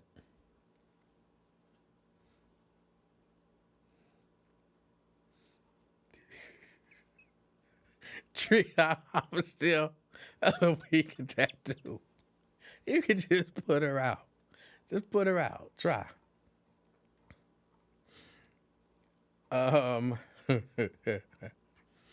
Sierra says she should call Vivek or Vivek or however you pronounce his name, JD or Elon to defend her. Black MAGA, one of these days, Black MAGA gonna learn they don't care about you. They don't care about you. They don't. Shahira, hi Shahira, says, I agree, I miss you on the bus. It isn't quite the same. It might even be better. I think Terrence does a much better job. James says, you didn't mention the other part of my message, but I get it. I ain't trying to be mean. I know you wrote it and everything, but if I say it, trust me, it's somebody on here and they call Lincoln and they be like, Lincoln, Emanuel said this about you on his show. So in my mind, it's always a man, but I know sometimes it's not. It's a woman. I know at least one woman who reports back to Lincoln. I know exactly who they are. And I know because of the way that Lincoln says little things. So I know for a fact who that individual is who reports back to Lincoln. I'm not going to say nothing just because I think it's funny. And I'm still cool with them. But I know who they are. I just don't care because I don't say nothing behind people back that I wouldn't say or probably haven't said directly to their face. So, Kim say, please call the neighbor. No, call the police. Why would you call I'm sorry, they still commenting on Ronald Dixon saying he gonna call he gonna mace her and put her out and call his neighbor. Why? Why are you involving your neighbor in a situation that your neighbor could get hemmed up in? Just call the police. Maybe I don't have that type of relationship with my neighbors. If my neighbor next door called me to come knocking on my door talking about this woman is over here putting her hands on me, help me get her out, I am not going over there. I am not going over there. No. The most I would do was call the police for you. But I shouldn't be the one, you got a phone. The most I'm going to do is call the police for you. I'm not going over there to put my hands on some lady and throw her out of your house.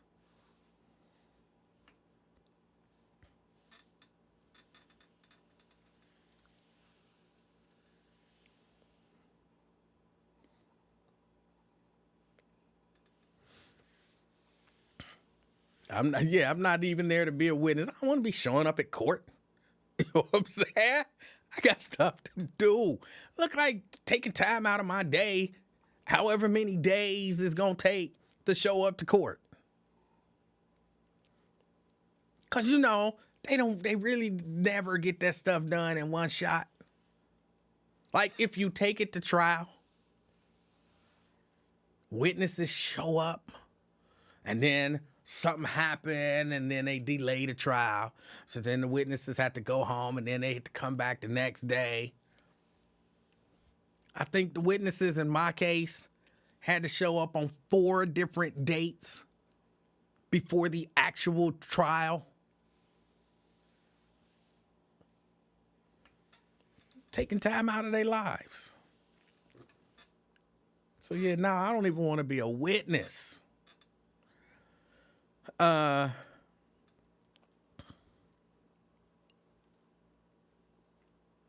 who will be filling in for Lincoln Ware tomorrow? I think the dude from the Inquirer. I can't remember his name right now. On the one that be biting all my stuff. The Kings basketball team. Cause I'm the king of talk, so he gonna name him the king. It was something else he did, the something experience. I used to do the afternoon experience. They just taking my material, bro. No, I can't think of his name. But the dude that works for the Inquirer. Thank you. Kevin Aldrich.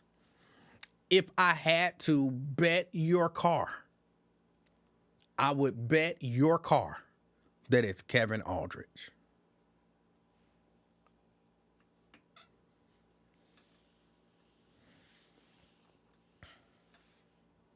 I would.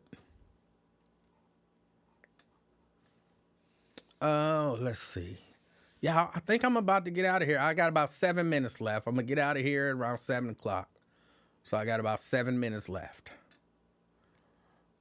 Anything else? Anything else y'all got?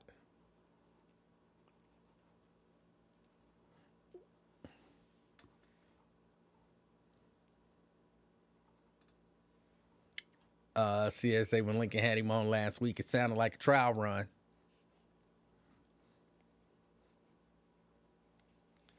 And Nat says his podcast starts at 1, so that's perfect timing. Oh, I didn't know that I thought he did a podcast with Nathan Ivey. So I'd imagine if that's the case, boom, you do the show till 1, and then you tell people, hey, check out my podcast. You know what I'm saying, on the way out, and then hopefully you drive people to the podcast, and then you join the podcast a little late. So, yeah. Ken says, look like I'm going to have to start calling in because you're not reading my text again. But don't be mad at me like that one guy is still mad at me because of something that happened 8 years ago. I showed up at the remote and you didn't even say hi to me. Was I busy when you showed up? You were busy, but I know you saw me. You could have said hi to me.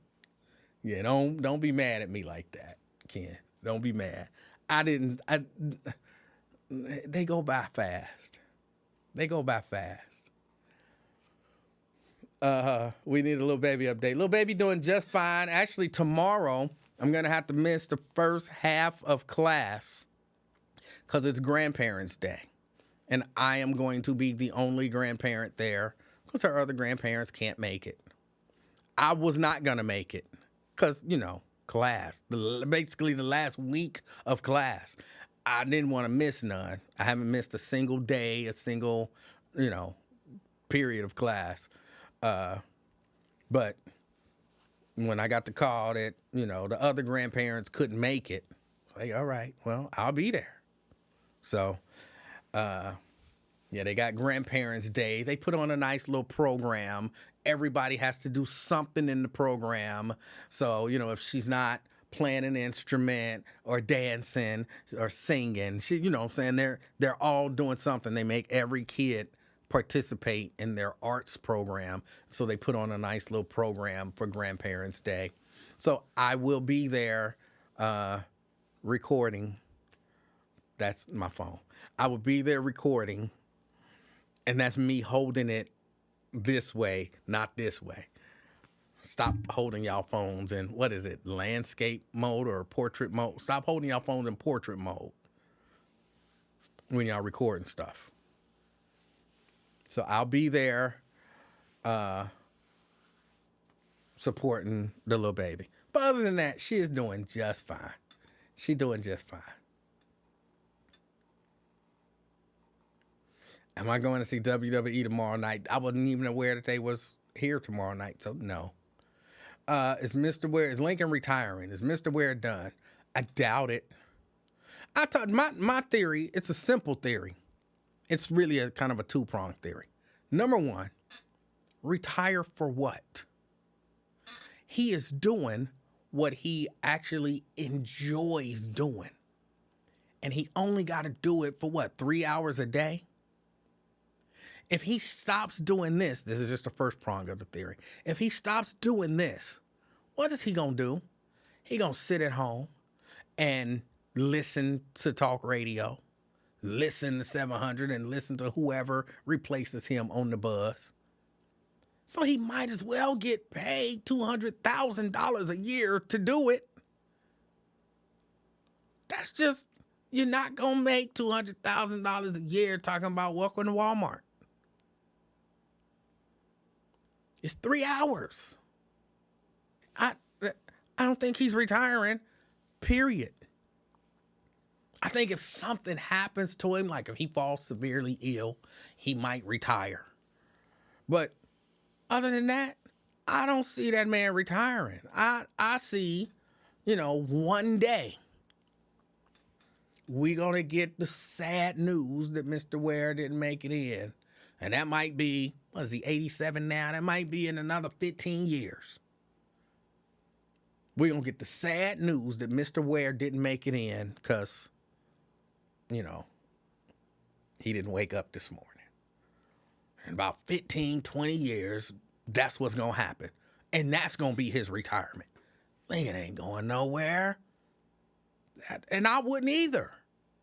Pay me $200,000 a year to talk for 3 hours on the radio, which is what I want to do anyway. Please. So that's the first reason. Reason number two, because if he not on the radio, what good is he to all of the white people whose asses he be kissing all the time?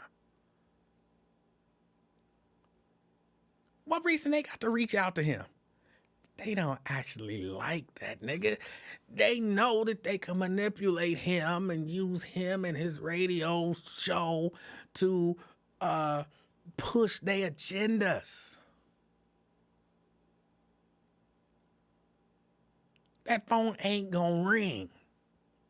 He gonna be calling people, I'm just coming to check on you. Yeah, I'm fine, Lincoln. I'm doing something. I gotta go. Bye. Block. He gonna be at home looking at Sharon. I be calling people. I don't know why. Something's wrong with my phone. Nobody answers my calls anymore, Now they blocking you, nigga. They ain't nothing. You ain't got nothing for them. So that's two reasons. He loves being Lincoln Ware. And I'm not hating on that. I ain't got no problems with it. But what? Why would I give you free tickets to everything? You not on the radio no more. You want free tickets to the opera? Why would I give you free tickets to the opera? You're not on the radio no more. You want free tickets to the festival? Why am I giving you free tickets to the festival? You ain't on the air no more. You want to MC to what? Why would I get you to MC anything? You ain't on the radio no more. And he loves being Lincoln. And I'm not mad at him. So, that was my suggestion to him last time, 10 or so years ago, when he was talking about, I'm going to retire. I was like, I think you'll be a fool to retire. I told him this too. But again, y'all, I don't really say nothing behind his back, and I ain't say it to his face. I told him the exact same thing I just told y'all. You'll be a fool to retire. They're not paying you $200,000 a year to say, welcome to Walmart. Plus, why would the mayor be calling you? You enjoy that whole, I know the mayor. I talked to the vice mayor. I talked to this city councilman. I talked to that person. I talked to this person. You love that. You won't get that once you retire. What is the upside to retiring for you? Well, I get to do anything that I want to do. What is it that you want to do now that you can't do? Well, what if me and Sharon want to go to Paris? Y'all get your ass up and go to Paris. You get like 10 weeks of vacation a year. Tell them I'm taking 2 weeks of vacation and me and my lovely wife is going to Paris. You're still making $200,000 a year. You go to Paris. What you gonna do on the trip to Paris? You're gonna be on your phone listening to the buzz. So there really is no upside for you retiring. You can do anything you want to do and make $200,000 a year until the day you die. It don't make sense. I wouldn't retire if I was you.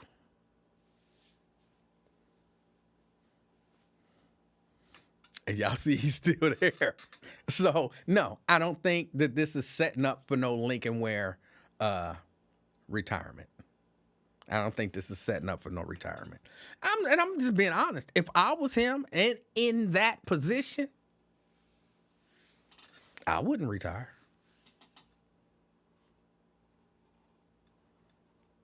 I wouldn't.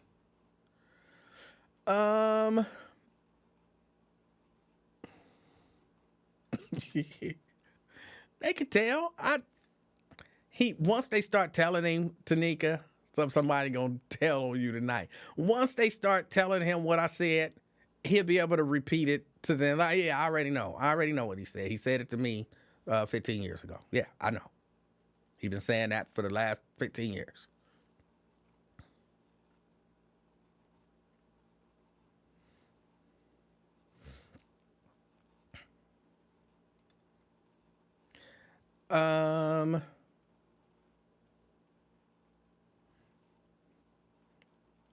Dry snitching. Why am I dry snitching? I'm just being honest, telling the truth.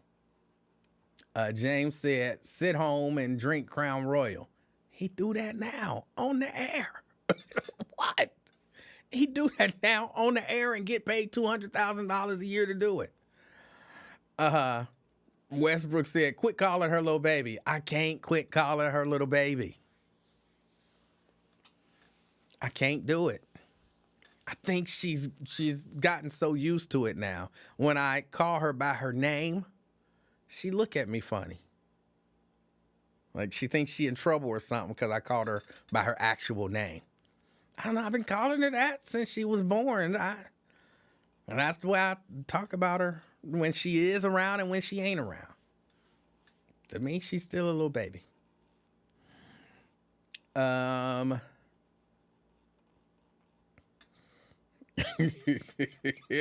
Dina says today's takeaway. 1, Ron Dixon smokes good weed. Oh, I thought something was going on with him. You know what I'm saying? He might have what they call it. It's the lung thing where you can't breathe. Like say it feel like it's an elephant sitting on your chest or whatever. I thought he couldn't breathe, but yeah, it makes sense. He was smoking that stuff. And number 2, men should mace abusive women. Men should not mace abusive women. Men should call the police. Call the police. Get her locked up. Get her locked up. That's the only way. That ain't gonna stop it. I was about to say it's the only way to stop. But women been getting men locked up for ever, and men still smacking up on women like they ain't got no sense. Yes, COPD. Thank you, Tanika and Tria. Yeah, that's what I thought. Like this brother got COPD. Like he can't breathe. That's like it's all right.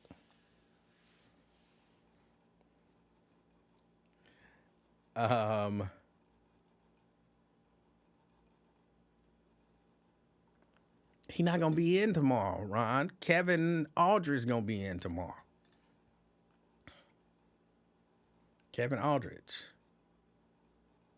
Robinson talking about that's why I got fired. No, that is not. I got fired because I wouldn't take that daggone vaccine. Oh, somebody did say, why not Zoe? I don't think that they love Zoe like that. I don't think that they love Zoe like that over there. I think if Lincoln had his way, he might have Zoe in. But I don't think that the powers that be over there love Zoe like that. I always liked Zoe on the air. He did some stuff that was a little irritating, but I mean, it is what it is. He did when he would do his battles. I always enjoyed the battles because, I'm a music guy. I like music and all that kind of stuff. So I always enjoyed the battles. And I thought when he did do talk, I thought he did a good job. That's why I used to bring him in, which is why I never understood why we started having issues, because I was always one of his biggest supporters. I was always one of his biggest supporters. Even when he would do that, the laugh that annoyed me.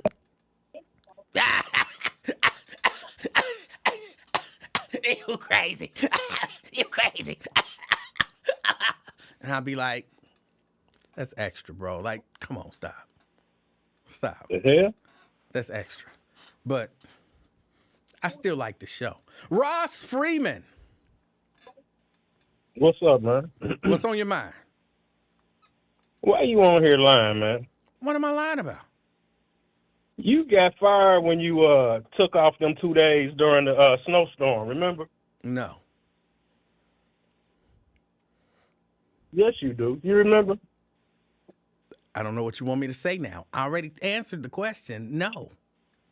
So you saying you don't remember them 2 days when you took off for the snowstorm? No, I don't. I'm not saying Did you I take didn't, off? Did you take off 2 days during the snowstorm or not? I don't recall taking off 2 days during a snowstorm. I could have. It's possible. I don't remember it. You don't remember them 2 days before they fired you. You was like, I'm going to take off. I ain't got to come in. I ain't going to come in today. I ain't got to come in. It wasn't even snowing that bad, and you ain't come in. You remember those 2 days, right? No, that definitely did not happen. So I'm just making up shit? Yes. Anybody in the chat remember Emanuel taking off 2 days in a row during a snowstorm besides me? Well, I mean, I'm not saying that over the course of my work there, I did not take off 2 days during a snowstorm. What I am saying is, at no point leading up to me getting fired did I take 2 days off for a snowstorm, because they was really sweating me about taking that vaccine for at least a month before they actually fired me. And yeah, there was no snowstorm. So yes, you are 100% in denial. just making shit up. No, you in denial because you the vaccine thing came up. Yeah, that's true. But before that, you took off 2 days in a row and it didn't even snow. And you was talking real big, talking about, they gonna make Lincoln come in, they gonna make somebody else come in, and that's when the thing happened to you. Yeah, that's not reasonable. It is reasonable, man. Why you got to make every damn thing hard, man? Why you can't just agree with something that's true? If it's true, what day did you get? If it's true, I typically agree with it. What day did you get fired? I might have to go back and check. I don't remember the exact day. I know it was in February.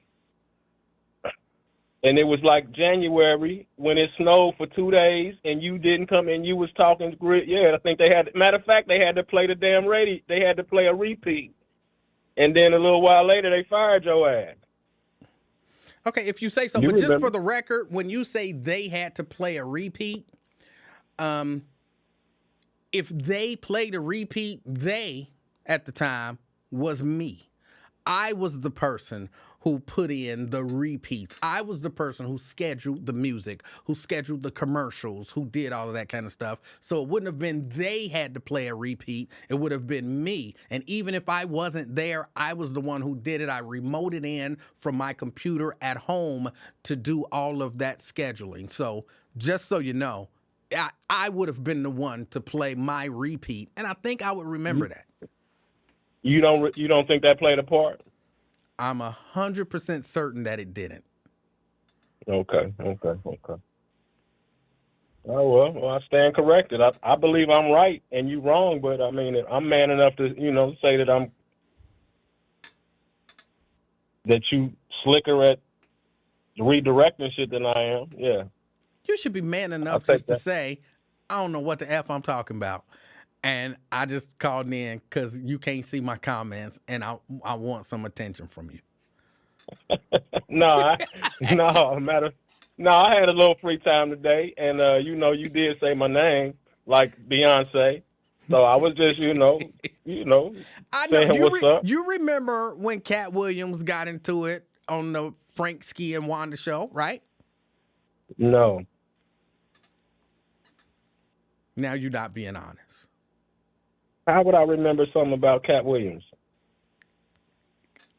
You're right. That is You unreasonable. remember No, you you remember are when right. You're right. you That is remember when you hold on, you remember when Webster said rung the doorbell on the show?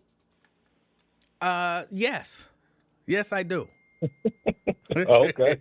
Because Well, we share a name. Your memory better than mine. Yeah, he and I share a name. But no, you're right. It's not reasonable. Just because you look exactly like somebody don't mean that you know everything that they did. But that was a pretty famous thing that he did. You look way more like Red Fox than I do damn Cat Williams, man. I don't look nothing like Cat Williams. You could be Cat Williams' brother. Easily. You making that up, man. No, I'm not, bro. That's not an insult. You know what I'm saying? But you could be Cat Williams' little brother or older brother. I'm not sure age-wise where y'all fall. You just mad because you're not tall and you a little bit wider than me. I'm not mad about not being tall. I'm comfortable with my height. But, bro, you could be Cat Williams' brother. That's not an insult. I'm just thankful that you admitting that you shorter than me and you a lot wider and bigger and rounder than me. Am I shorter than you? I don't remember. I don't think we stood next to each other like that for me to see. How tall are you? About 5'7", 8". I don't think you know 5'8". But okay, if you 5'7", you probably about 5'6". If you're saying 5'7", then yes, you're taller than me. And I am fat. Yeah. You're not fat. You're a skinny I wouldn't dude.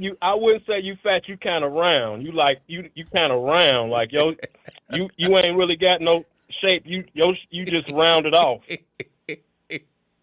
You okay? I'll take that. I'll take that. So you gonna fix the thing or what? You know what? I'm gonna look into it. There's got to be a way to take you off the list. That you're not blocked. Just so we clear, but it's got to be a way to take you off the list so that your comments will populate on the screen. I'll figure it out. And what's up? Why you on a campaign for Tyrone? I don't know who Tyrone is. I mean, Kevin. I'm not on a campaign for him. I'm on a campaign for men's rights. I'm on a campaign for equality. How is it equal when dude all up in her place, just sitting around and taking advantage of her? I mean, it's a time and a place for everything, but you comparing apples and oranges. I could see if they were equal in some type of way, but dude, it's like he don't even. There ain't nobody said nothing about his income or his finances or his help to the lady. All I heard was the lady had him walk all the way to Columbus for her, and then she helped his campaign, and now using the exact same context, if it was his house and she was unemployed and he hit her, would that be okay? That ain't what we talking about. No, we talking about this nigga in her house. That is what we're talking about. Calling the police in that when context. she motherfucking that would not be okay, and she would not be wrong if she was just there with no job and he hit her and she called the police. She would not be in the wrong. So you're illustrating the point that I've been trying to make the whole time, which everybody talking about you beating a dead horse. The horse ain't dead. No, you one-sided. I mean, I ain't standing up for the woman because I'm a victim of domestic violence. But the point is, it's a clear. I ain't seeing no record of her being abusive, or I ain't seen no lumps on that nigga head, but you on here with your pom-poms on for this nigga, like you done seen him do something good, or like you done seen her do bad. I mean, right is right and wrong Actually, is wrong. no.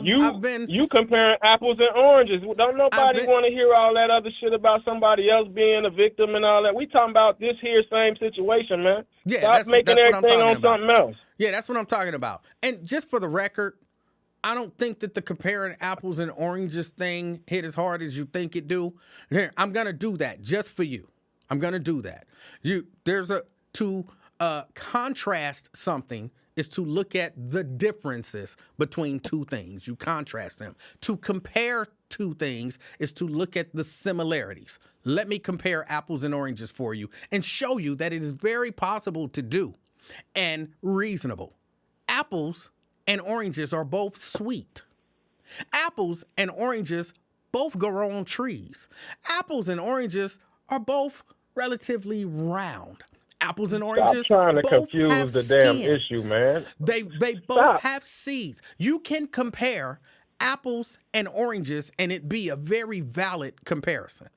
That's just that, to take that saying out the way, because I hate that saying.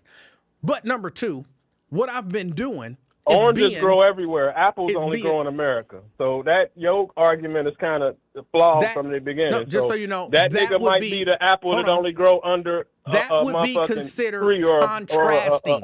That's not comparing the two. Now you're contrasting them. You're looking at the differences. You talked about comparing apples to oranges, which is very doable. Now you want to talk about contrasting them. You didn't say you're contrasting. You said comparing, and I'm just telling you that it's very right and valid a thing to do.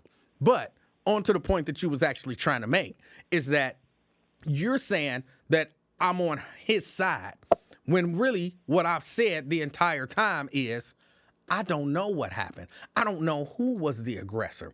I don't know who was wrong. My point is either of them could be wrong. I think it's not necessarily the best thing to automatically say he's wrong because he's the man, or he's wrong because he's done something in the past. Yeah, you stop all that. You trying to be an oppositor. Listen, man, how many knots you seen on that nigga head? That's hold on, how many knots you seen on that nigga head? So just because he didn't show his knots mean he ain't never had none? How many times? Well, shit, proof. Shit,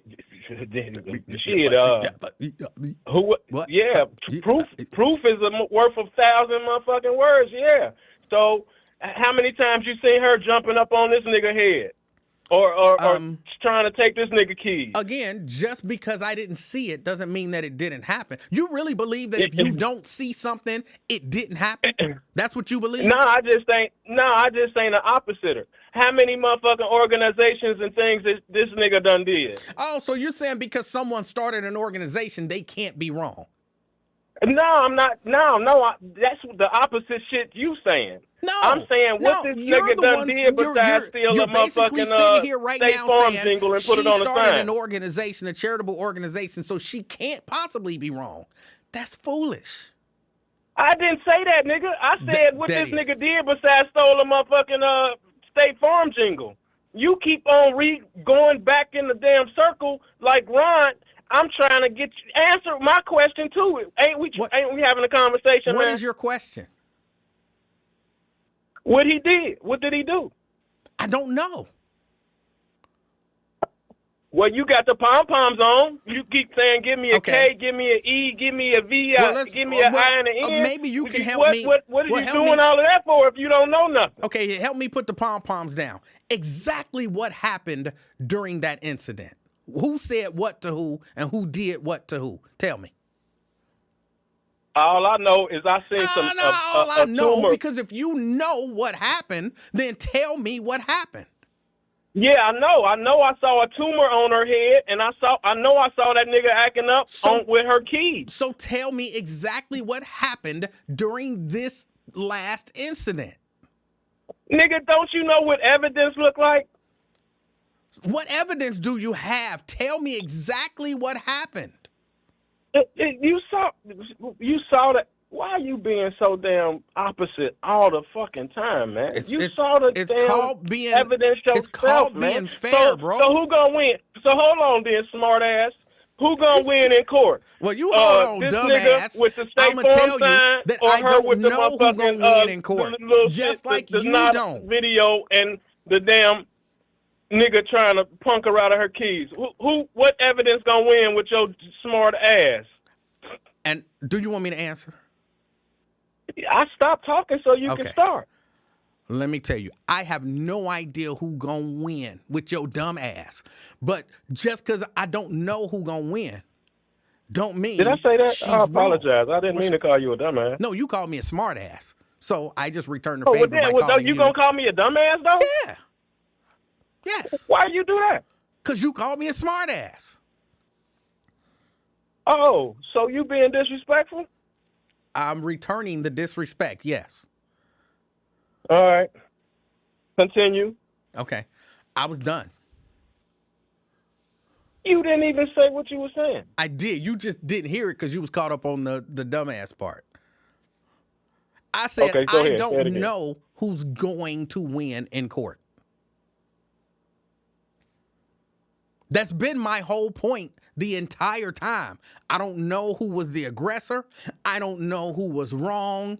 I don't know what happened. So I don't automatically assume that it was his fault or her fault. So why you know. You not defending the evidence and why you not defending the victim then?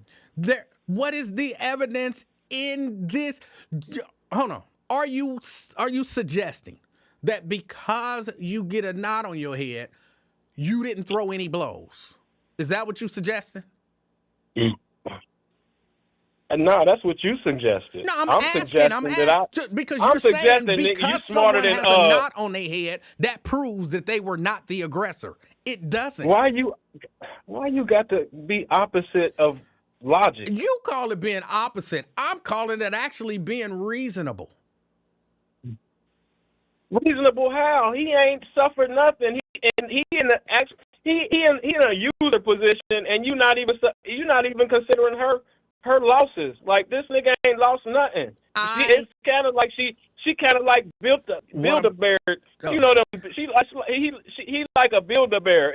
It's like she built dude and put the damn shoes on him and the hat and the damn tie and all that shit. He even said she put him up to damn run for office. And you acting like this nigga didn't bite the hand and feed him, and then you still got the pom-poms up like this lady ain't losing her. What? This nigga ain't losing nothing but his provider, and she done lost. Why you being so opposite and inconsiderate, man? I'm befuddled at your lack of compassion. I have compassion for everyone. And that's my whole point. Like, for real, I don't think that this is that difficult to understand. I think you're intentionally being obtuse. No, you being partial. And you know you being partial. That's just it. I am being opposite. You just being opposite. Impartial. No, you just being opposite as you do. I'm being exceptionally impartial. I wasn't there. Occasion. I don't know what happened. I don't know if she was the aggressor. I don't know if he was the aggressor. So I'm not going to automatically assume that he's wrong, just like I'm not going to automatically assume that Ain't nobody she's wrong. assuming. What does the evidence say? What evidence have you seen? The lump on her head and the nigga taking her shit when a witness was there trying to stop him from taking her shit. So let's take it one at a time. You don't pay attention to your brother. Your brother got all of the damn evidence. He done detected and fucking found everything out, man. The evidence that you claim that you see. The main detective. Hold on, let's look at it.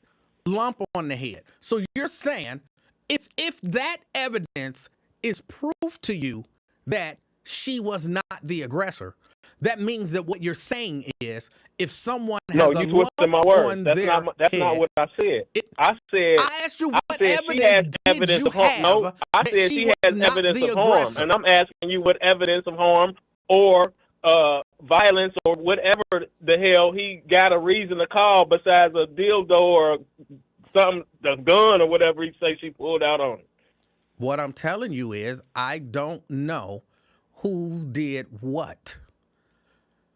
You're saying you know who did what because she got a knot No, on her I head. didn't say that, dude. I'm Then why do asking you you keep what does the bringing up evidence the say knot to on you? the I'm head? asking you what evidence he has of being Okay. innocent rather than guilty. You're right. She ain't did nothing to that dude. You keep on trying to twist You're my right. words. You ain't. I'm you not you trying not to twist answering your my words. question. I Won't don't you answer my necessarily question? know that you understand what you're What saying. evidence do you have that she is guilty of anything besides his fucking whatever the fuck he said? I don't know. I'm going to say it one more time. I don't know what happened. I was not there. That's not my question, man. Stop twisting. Come on, man. Stop debating. Stop debating for 1 second. Let me ask you this, the please. actual answer to your question. You're not answering my question. I'm asking you 100% answering your question. What evidence or what idea do you have that he was a victim besides his phone call? I don't have Smart any guy or dumbass? Do you not want me to finish? I don't have any evidence that says that she was the victim or that he was the victim. I wasn't there. So why you pom-pomming for him then? What I'm saying, if you consider what I'm saying pom-pomming, then that's your problem. I wasn't there. I don't know what happened. I don't know who was the aggressor. I don't know who was the victim. So I'm not judging either of them. You actually are. No, you actually I'm not. are judging that woman by taking this nigga's side and talking about that he a victim in some type of way. You don't know that he a victim. I said he's you just believe in whatever the hell that nigga said, and you going off with it like one of these that he is girls potentially in a the damn victim. chat. You don't know if that nigga told the truth to the police. I have you don't know exactly. what the hell that nigga said. Neither do you. I'm telling you, I'm depending on some particular set of elements, dude. But every time I ask you about those elements and tell you what those elements mean, you say they don't mean that. So it doesn't make sense. You ain't brought up no elements. So, I have. Right. I told you what the damn exactly what the jury gonna have to look at. You ain't brought up nothing in his defense besides the damn cheerleading stuff. I'm not trying to bring up anything in his defense, nor am I trying to bring up anything in her defense. You know why? Because I wasn't there. I don't know what happened.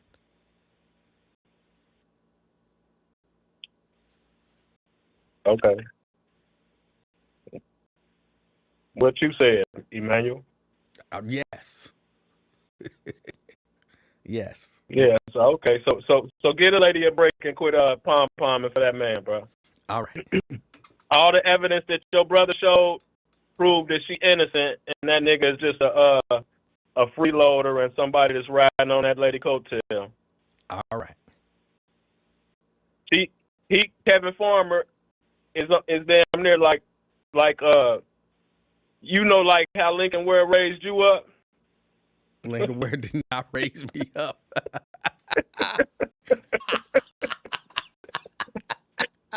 I mean, I don't want to make it apples and oranges, but it's damn near the same scenario. You know what I mean?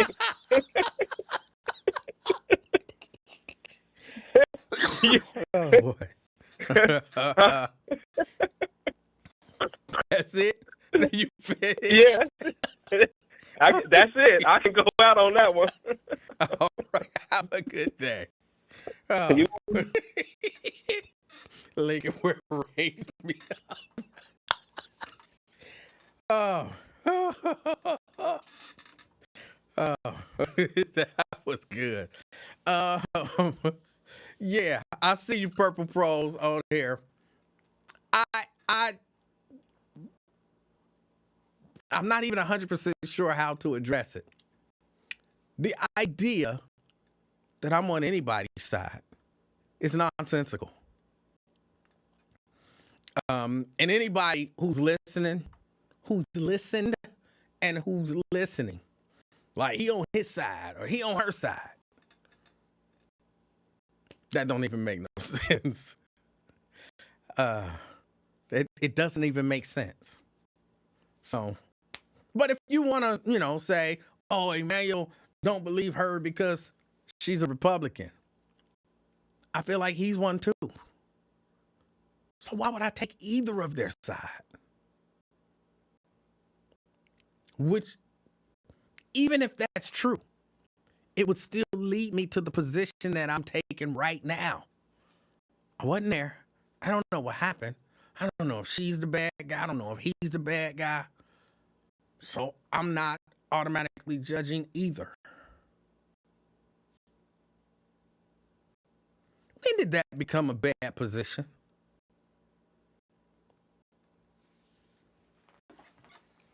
For real, think about it. When did that become a bad position?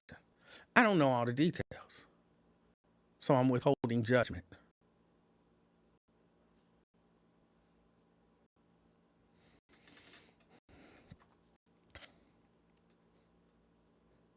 I don't think it's automatically, it's fair to automatically say he's guilty.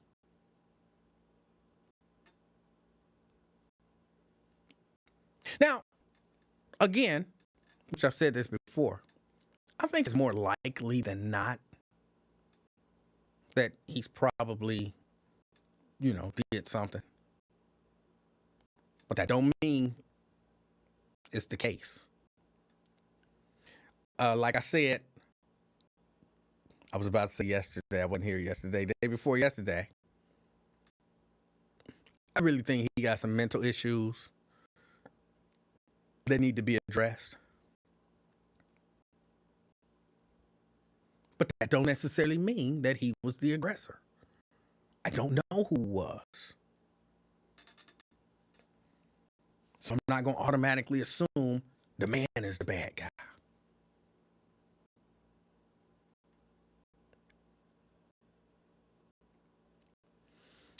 Purple Pro say, because you take up for the Reeses and the Rollies when they are clearly in the wrong. Yeah, you must be watching the wrong show. I think you've been watching somebody else thinking you was watching me. If anything, I get accused of being anti-Reeses. When I'm not, I try to look at everything kind of from the same, try to be reasonable and logical. So maybe you can give me an example of where I took up for the Reeses and or the Rollies. I don't know enough about anything going on with the Rollies to take up for them or to be against them. So, yeah, you're just making stuff up. You just making stuff up.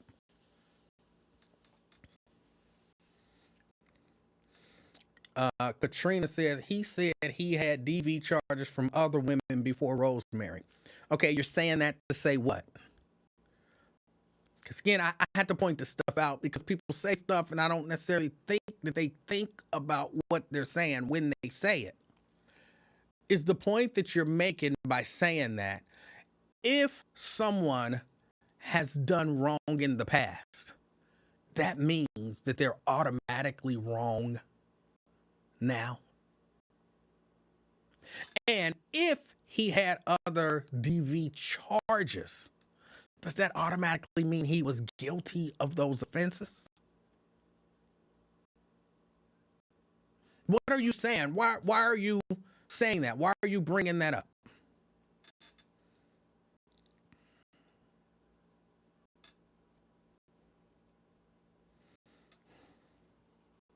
Purple Pro say Rosemary is the victim here. She had to pull a gun out of fear. Y'all can't have two competing arguments in the same argument, I don't feel like. On one hand, they never found a gun, so as to suggest it wasn't no gun. But then on the other hand, but she had to pull out a gun out of fear. Wouldn't that then suggest that there was a gun? So which one is it? Did she pull out a gun? Or was there not a gun? You kind of can't have it both ways. You can't have it both ways. They never found no gun. So you're saying there wasn't no gun. She pulled the gun out of fear, but I thought it wasn't no gun.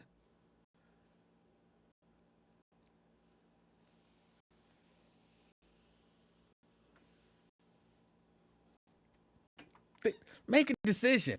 Was it a gun or no? Did she pull out a gun or no?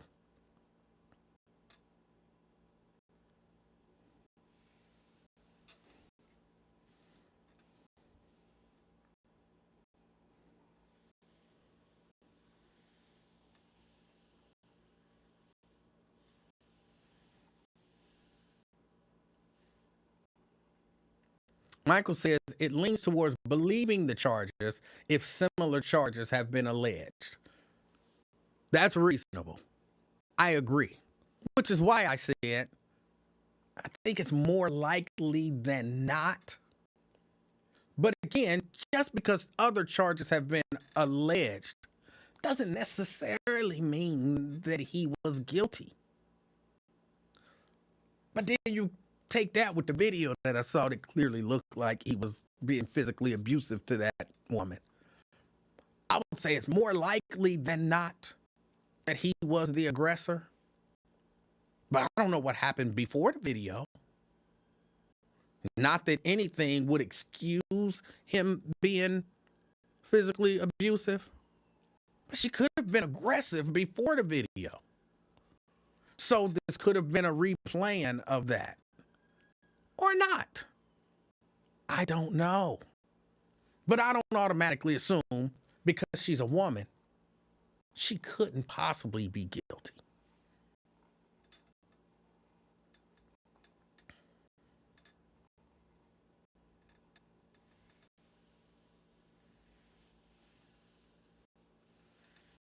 I don't automatically assume that. And I think a lot of y'all are making that assumption. See, I know Janice ain't here no more because she didn't like this topic. But you see how you kept saying I'm beating a dead horse. You see how there are still people in here who automatically assuming that because she's the woman, she couldn't possibly be guilty. She couldn't possibly have been the aggressor.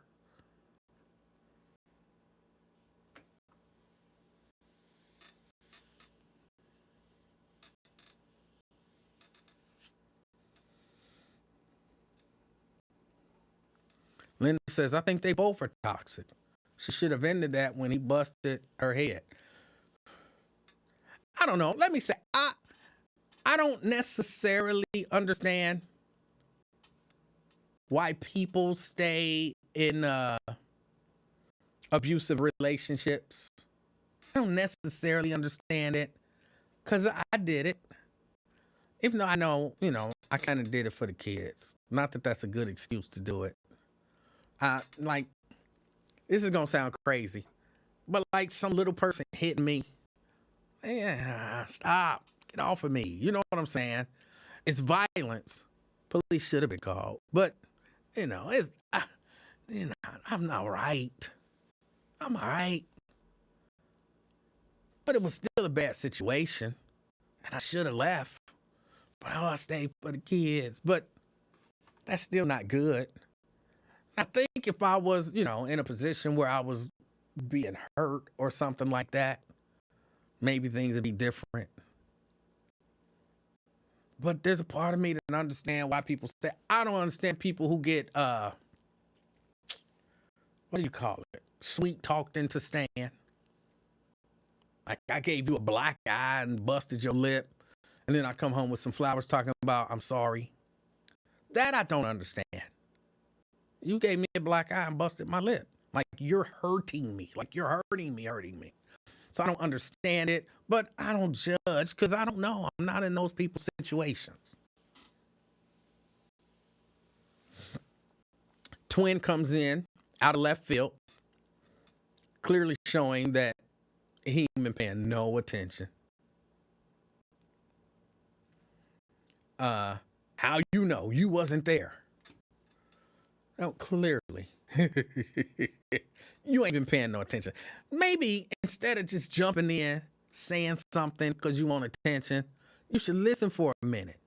Because if you just listen for a minute, I'm probably going to repeat what I've been saying the entire show, which is, I don't know who was wrong because I wasn't there. I don't know if she was the aggressor. I don't know if he was the aggressor because I wasn't there. So I'm not going to judge either one of them and say that they was wrong without knowing what happened. Now think about that with regard to your response. How do you know you wasn't there? Sometimes just shut up and listen for a minute, and then you won't even have to say stuff like that.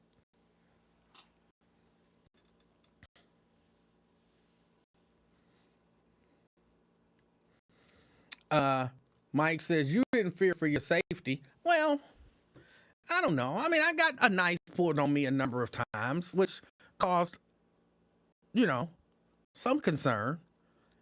I just was pretty sure that I could, I could take a cut, not necessarily a stab. I feel like I know how to move, for the stab and maybe just get a cut. And foolishly, I'm like, I could take a cut and then disarm the person, So, but I shouldn't have stayed. That's just the truth.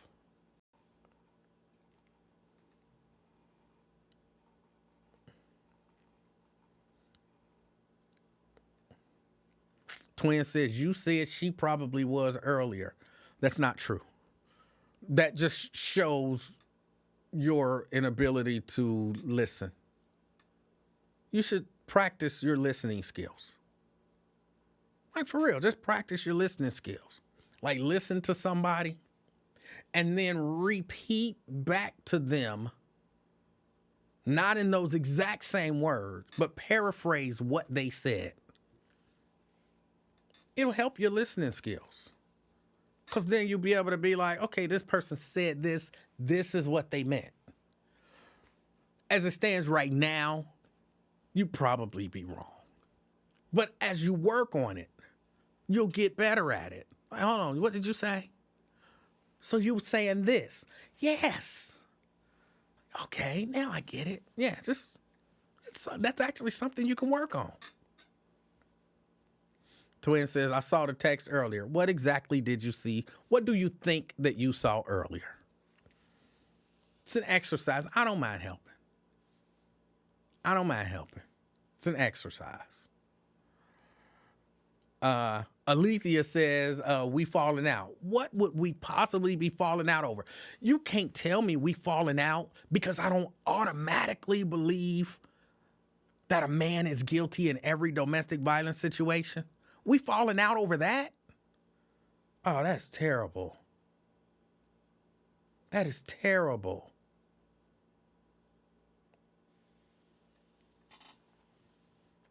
See, Janice, who probably ain't here no more. See, Janice, you say I'm beating a dead horse. I got another woman mad at me because I'm saying I don't know the details, so I'm not automatically going to assume that the man is the bad guy. There's some woman mad at me. We falling out because I won't automatically assume with no information that the man is the bad guy. And you said I'm beating a dead horse.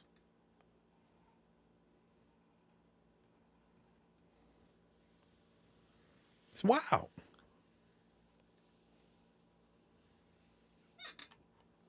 Because I won't automatically assume that the man is the bad guy.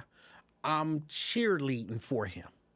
Even though I said I believe it's more likely than not that he was the aggressor, but because I don't automatically say the woman couldn't have possibly done anything wrong, I'm cheerleading for the man. But I'm beating a dead horse. No, this horse is very much alive and kicking.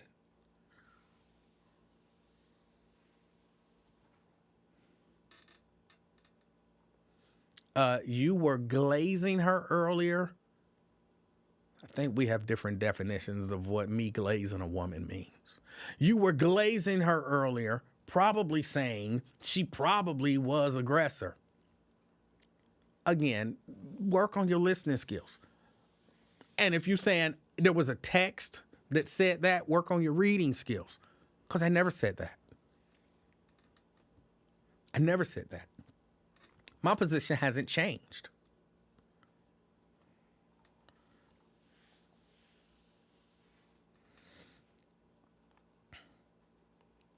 People, it's wild out here. It's wild out here. Mary says, stop digging that hole. The hole is already deep. I'm not sure exactly what you're talking about. Did you see his interview with Stefan? No.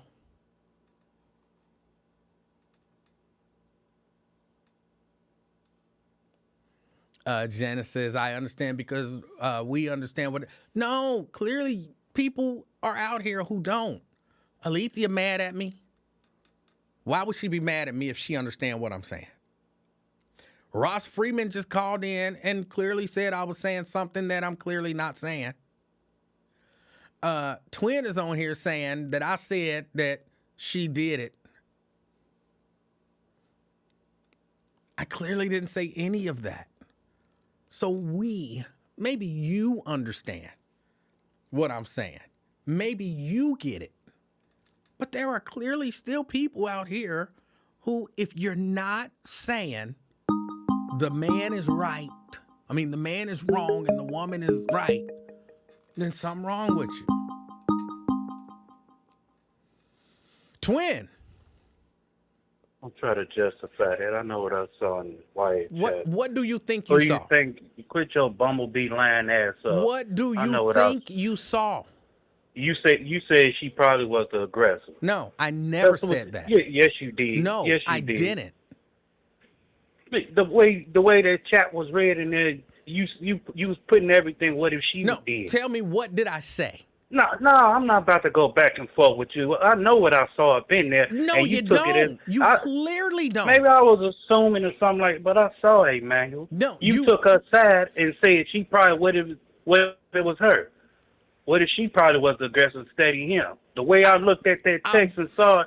Again, that's why you need to work on your reading skills. I'm not reading. I read between the lines. That's what I read between. You that need mess to read you and them Leviston BS that y'all push out and everything. No. Because you and you Leviston brothers bogus. Y'all be pushing out bogus narratives, man. Who? I know what I saw. You and them Leviston brothers. You and your little lame-ass brother. Who is Leviston? With Leviston, Goofy, whatever your name is. I know what I saw on that text. No, you clearly don't. That chat. You put everything on her saying that what if she was the aggressor. Do you want me to tell you what I wrote? Oh, he hung up. Oh, boy. I guess in the face of someone who's actually going to disprove what you're saying, it's easier to hang up. I want to know who Levinson is. That's what I want to know. I want to know who Levinson is. Forget what I said in the chat. Who the hell is Levinson? That's what I want to know. I want to meet that nigga. I keep being accused of being Levinson.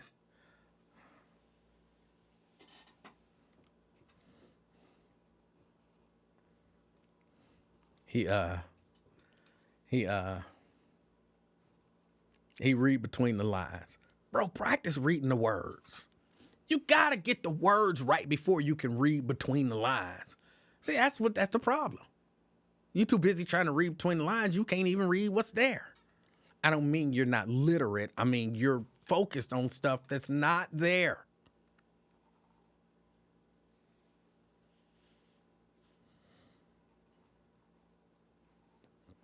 He ran away. I don't know why he ran away. I'm just going to tell him what I said. What I said was, what's bothering me is that everybody, I can't remember exactly, but that everybody has a problem with even the idea that she could be wrong. That's what's bothering me. Now, that's not saying that she is wrong, but if you're like, just the idea that she could be wrong is a problem, you already made up your mind.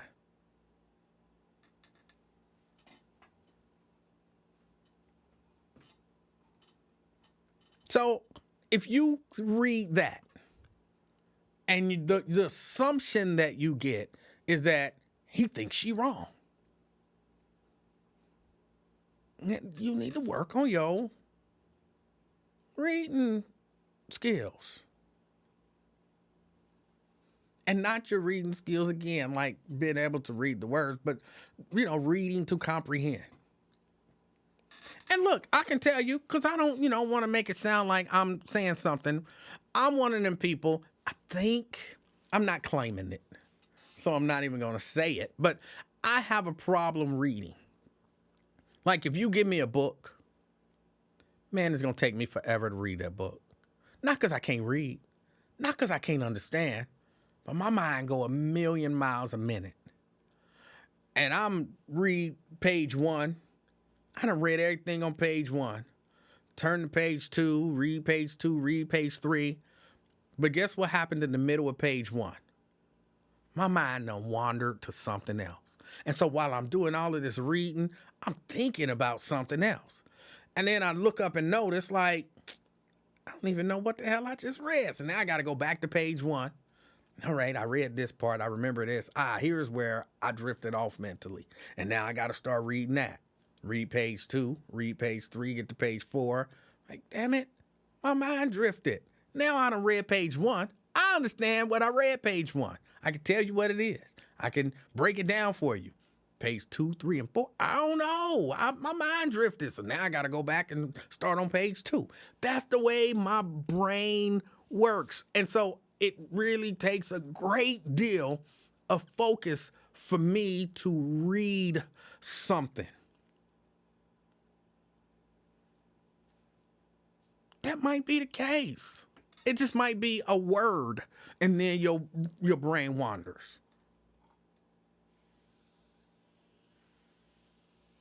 Might just be a word, and then your brain wanders. And then you got to go back and read word number 2. And by the time you get to word number 3, your brain wandered again. But I'm telling you, as you work on it, you get a little better.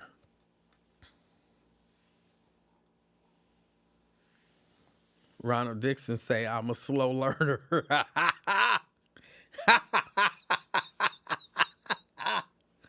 I reject that.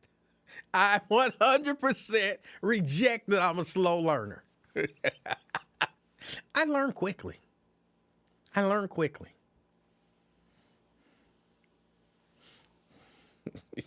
Just a slow reader. Actually, I'm not even a slow reader. Like, I can read pretty fast.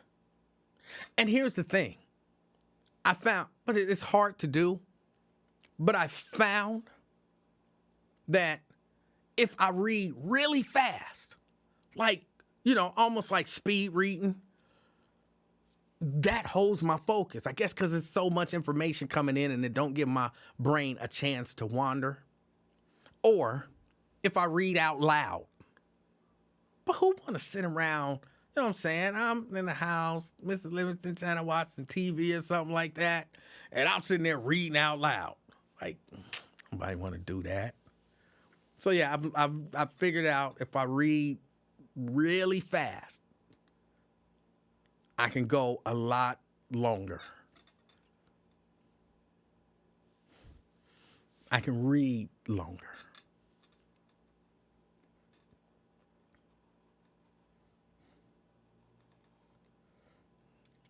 Who has issues with comprehension? I think Twin might have some issues with comprehension. I don't have issues with comprehension.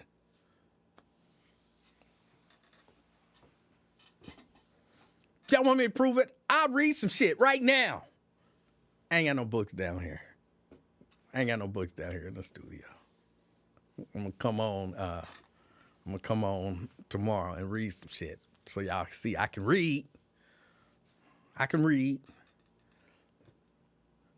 Ron, I ain't no damn slow learner. He called me a slow learner. Oh, you got COPD and you getting on me about being a slow learner. Do your brain wander when watching a movie? Sometimes, yes. And I had to back it up. Like, hold on, I know Mr. Livingston be getting mad at me. But I'd be like, what did she say? And she'd be like, you can't hear? I'd be like, I can hear, but I got caught up thinking about, like, they'll say something in a movie, that'll make me think about something. And don't let nobody, like, be doing, like, running sound or something like that in the movie. Cause now I'm watching them for that quick moment. I see the soundboard, and now I'm thinking, what kind of board was that? How many channels was it? Was that a digital board? I wonder what settings are they using? And then next thing I know, I look up and I'm like, they done moved on to a few scenes. What happened? What do you mean what happened? Okay, they was doing the thing and she was singing, and then he started talking to her. What did he say to her? Oh, she be mad. She be mad. I know she be cool, like, first she be trying to tell me what they said. And then she be, look, here, just watch it. Pay attention this time. Oh.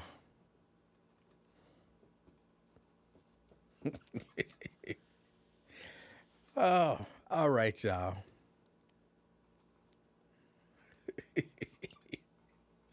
I got to get ready to get out of here. It is almost 8 o'clock. Anything else? Anybody got anything else? I got 2 minutes. I'm in out of here at 8 o'clock.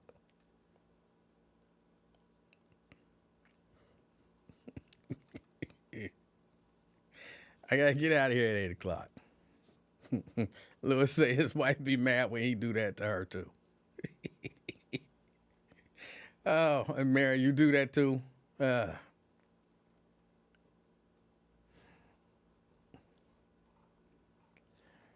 Mike says it's very difficult, if not impossible, to concentrate on more than one thing. Oh, hold on. Let me say this. Kind of in Twins' defense, sort of. I saw a few people say that it's not possible to talk and listen at the same time. That's so not true. That is so not true. Sometimes, especially doing this, you gotta be able to talk and listen at the same time. So while I'm saying what I'm saying, I'm paying attention to you because you won't shut up. And so you gonna say something stupid that I gotta respond to, but I gotta get this first point out first. And then I had to deal with whatever nonsense you just said.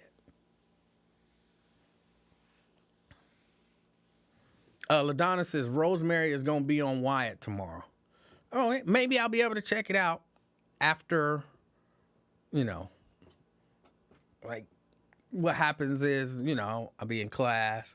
Oh, I probably won't be able to check it out tomorrow. We are finally going to get the opportunity to hack stuff tomorrow. He told me, and we were supposed to start hacking. He was like, the first thing we doing when we get in tomorrow is we're going to be hacking. And I was like, no. Because, grandparents' day tomorrow. So I won't actually show up to class until just after lunch. I've been waiting to hack this whole 12 weeks. And we going to start hacking on the one day when I got to be late. So he promised me we would hold off on hacking until I get there. So I thanked him for that. Oh, I was so mad about it. And then he noticed my disappointment. And he was like, okay, well, we'll hold off until you get here. Like, that was the thing I've been wanting to do most. So, yeah. Tomorrow we will be doing some hacking. So, in the midst of hacking, I will probably not be paying attention to Wyatt's show. Maybe if we take a break, but there's a really chance that if we take a break tomorrow, I'll still be focused on hacking something. So I probably won't get a chance to check it out. I'll have to check it out later on. Will there be a show tomorrow? I believe so. Unless he gets into something really complicated that I have to work on overnight. Like last night, we built these virtual machines, virtual Windows PC and a virtual Ubuntu server, and we're using this. If I call it a program, that's technically wrong. We're using this protocol that if we put a virus, if the Windows PC gets a virus, this particular protocol will recognize the virus and take it off. But it'll do it for every machine on the network. So we have to turn off the Windows Defender, which I'm not a Windows guy. So all of this Windows stuff, I'm learning. I'm a Mac guy. So we have to turn off Windows Defender and then give the computer a virus and make sure that this other protocol can detect and wipe the virus. And so I was having some issues with one aspect of it. So when I got home yesterday, I had to go in and destroy these machines and rebuild them and then redo all of the stuff that needs to be done to make everything work. So that's why I didn't make it tomorrow. When I got something that I got to do so that I can thoroughly understand it, I won't be here. So if there's some hacking stuff, David says, develop an antivirus boomerang program. I'll have to ask him about that tomorrow. I haven't developed an antivirus boomerang program. That sounds like something fascinating. Hopefully he'll be able to teach me about it tomorrow. I'm writing it down, just so you know. I want to learn all of this stuff. I'm telling y'all, I want to be amazing. I don't necessarily, as I do more of this, I think I more want to go into network administration and all of that kind of stuff, which I know will also deal with some cybersecurity stuff just by the very nature of it. Hold on, I got to stop talking and write this down. I can't be saying one thing and writing something different. My brain don't work like that. So if I start writing, then I'll be writing whatever it is that I'm saying.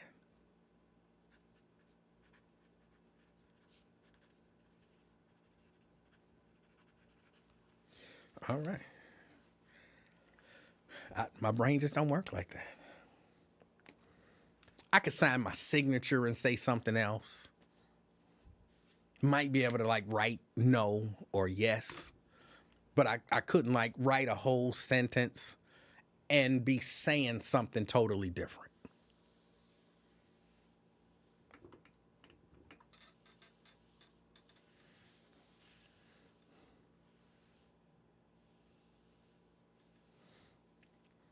Did we talk about Chicago? What about Chicago? What happened in Chicago?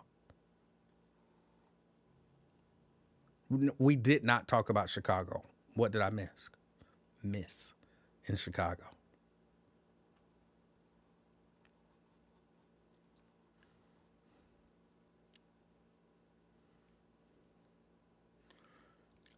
Mike said, in your communication, you intentionally concentrate on others' words while being prepared to respond. I hope I'm not beating a dead horse. Yes, I do that. I do that. Because I'm one of them people who I hate when people be like, listen to understand and not to respond. In order to respond, I got to understand what I'm responding to. So even if I'm listening to respond, to me, that includes listening to understand. It's just certain things like I said, the whole you comparing apples to oranges. I hate when people say that as if that's a bad thing. It's quite reasonable. And I hate when people say, listen to understand, not to respond. They cut out the middleman. Oh, lastly, because I do have to get out of here. Lastly, it's October. It's October, y'all. What are we gonna do for? I always call it Breast Cancer Awareness Month. I don't know. Some people just say it's cancer awareness, but for me, it's Breast Cancer Awareness Month. What are we gonna do this year for Breast Cancer Awareness Month? I don't know. Y'all know I've been kind of busy. So I really haven't had an opportunity to think about something, put something together. But I do want to do something. I do want to do something for breast cancer awareness. So, any ideas? Any ideas? I enjoyed last year. I know I thanked y'all last year for it. I want to thank y'all again, for what y'all did last year. Y'all donated $1,000 to a charity that helps, in particular, Black women dealing with breast cancer. Y'all did that.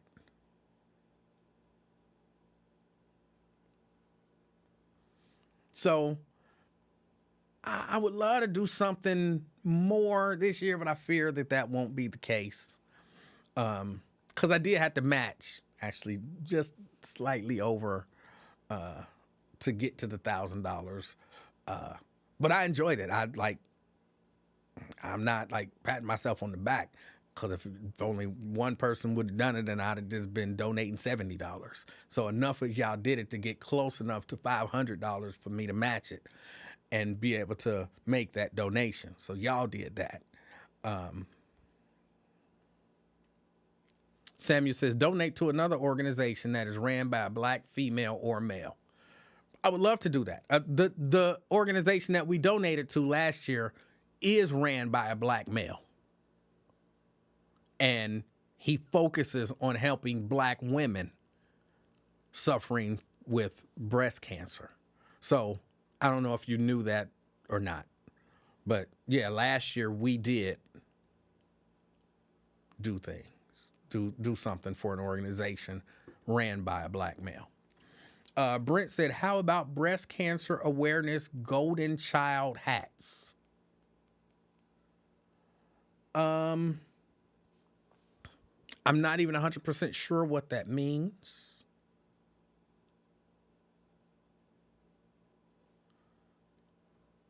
I need my refund. My letter A came off. No, it didn't. No, it didn't. That's funny. I'll have to respond to that in a few minutes. Jerica said, oh yeah, when you threw me under the bus. Me? How did I throw you under the bus? And I'm asking genuinely, I don't even remember anything. How? What did I do? Did I really throw you under the bus? Or you just saying stuff? Twin says, I'll donate. I mean, I don't know what we're doing. I'll look into what did Brent say? Golden child hats.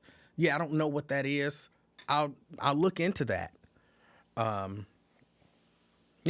I'll look into it. But I do want to do something. Even if we, can't do anything that exceeds what we did last year. I definitely can't match nothing this year.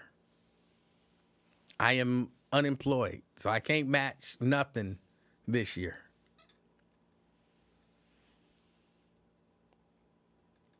Brent says, remember the hat that Eddie Murphy wore in the movie The Golden Child? I thought you were asking for merch ideas.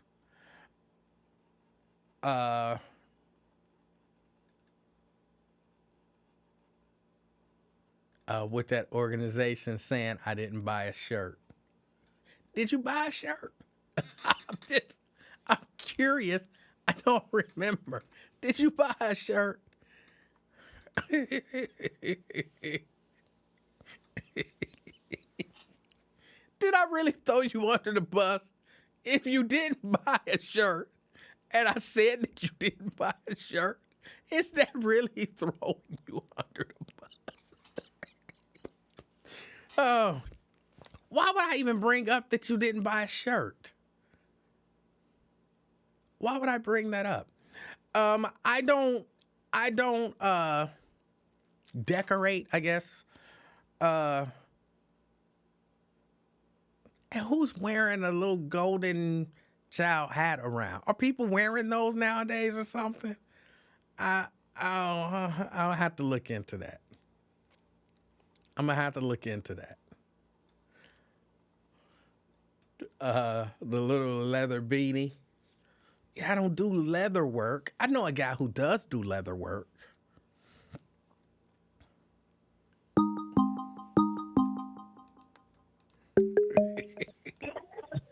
Jerica. Stop acting like you don't know what I'm talking I about. really don't. I'm so sorry. Please refresh my memory. What happened? No, stop acting like you don't. Okay, so listen, I'm moving in a different area, so it's going to be loud for a second. All right. Just wait a minute.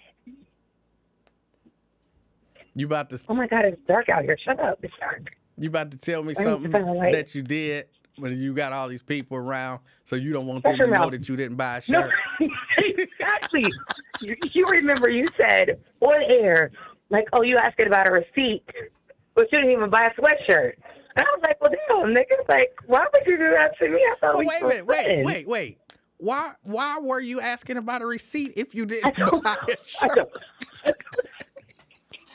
That just sounds like a reasonable question.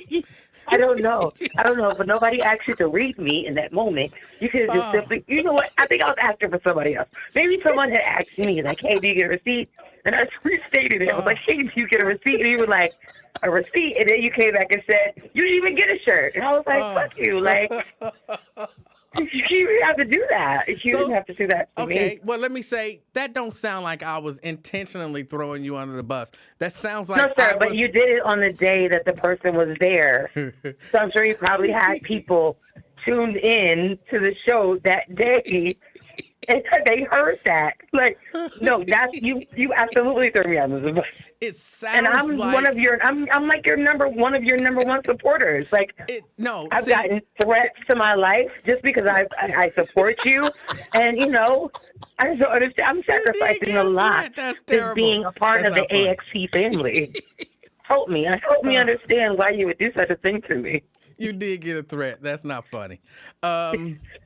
It's not, but yeah, there's that. It sounds like what had happened was you said something and it caught me off guard, and that was just a quick response. Or just maybe, nigga, you just want to throw me under the bus. It was like, don't ask me no questions about a receipt because you didn't even get a fucking t-shirt. I'm just saying. I may or may not, you know, there's that. Okay. I'm going to let you go before I go too far. I appreciate your call. I'm so glad you're still on, though. I'm so excited. Are you going to come on tomorrow? Again, that's the plan, unless something happens that causes me to do some extra work after class. What did you think about me finding Kevin Kunta Farmer's name? Did you know his middle name was Kunta? I did not. This is the first I'm hearing. I thought that was amazing. Okay. You don't think that's interesting to have a middle name Kunta? It's interesting. I don't think it's as interesting as you think it is, but it is interesting. It's not. I think it's very interesting. It might be, kind of a standard name like John. You know, Kunta is not a standard name like John. Maybe here, but how do you know? You know, in certain parts of Africa, that people ain't just walking around like. No. Because I'm not from Africa. Like, I'm not in Africa, so my standard name wouldn't be Kunta. His people might, be from Okay, so now Africa. you're dealing with the hypotheticals. you can't speak about something if you're not there. So let's not do that. You can. You don't live in Africa. You can No. speak on African. That's not true. names. You can. That's very not true. You can speak Nope. on it. Emmanuel, just maybe. I'm gonna go ahead and let you go. I love you. I love Bye. you too, sister. Oh, that Jerica.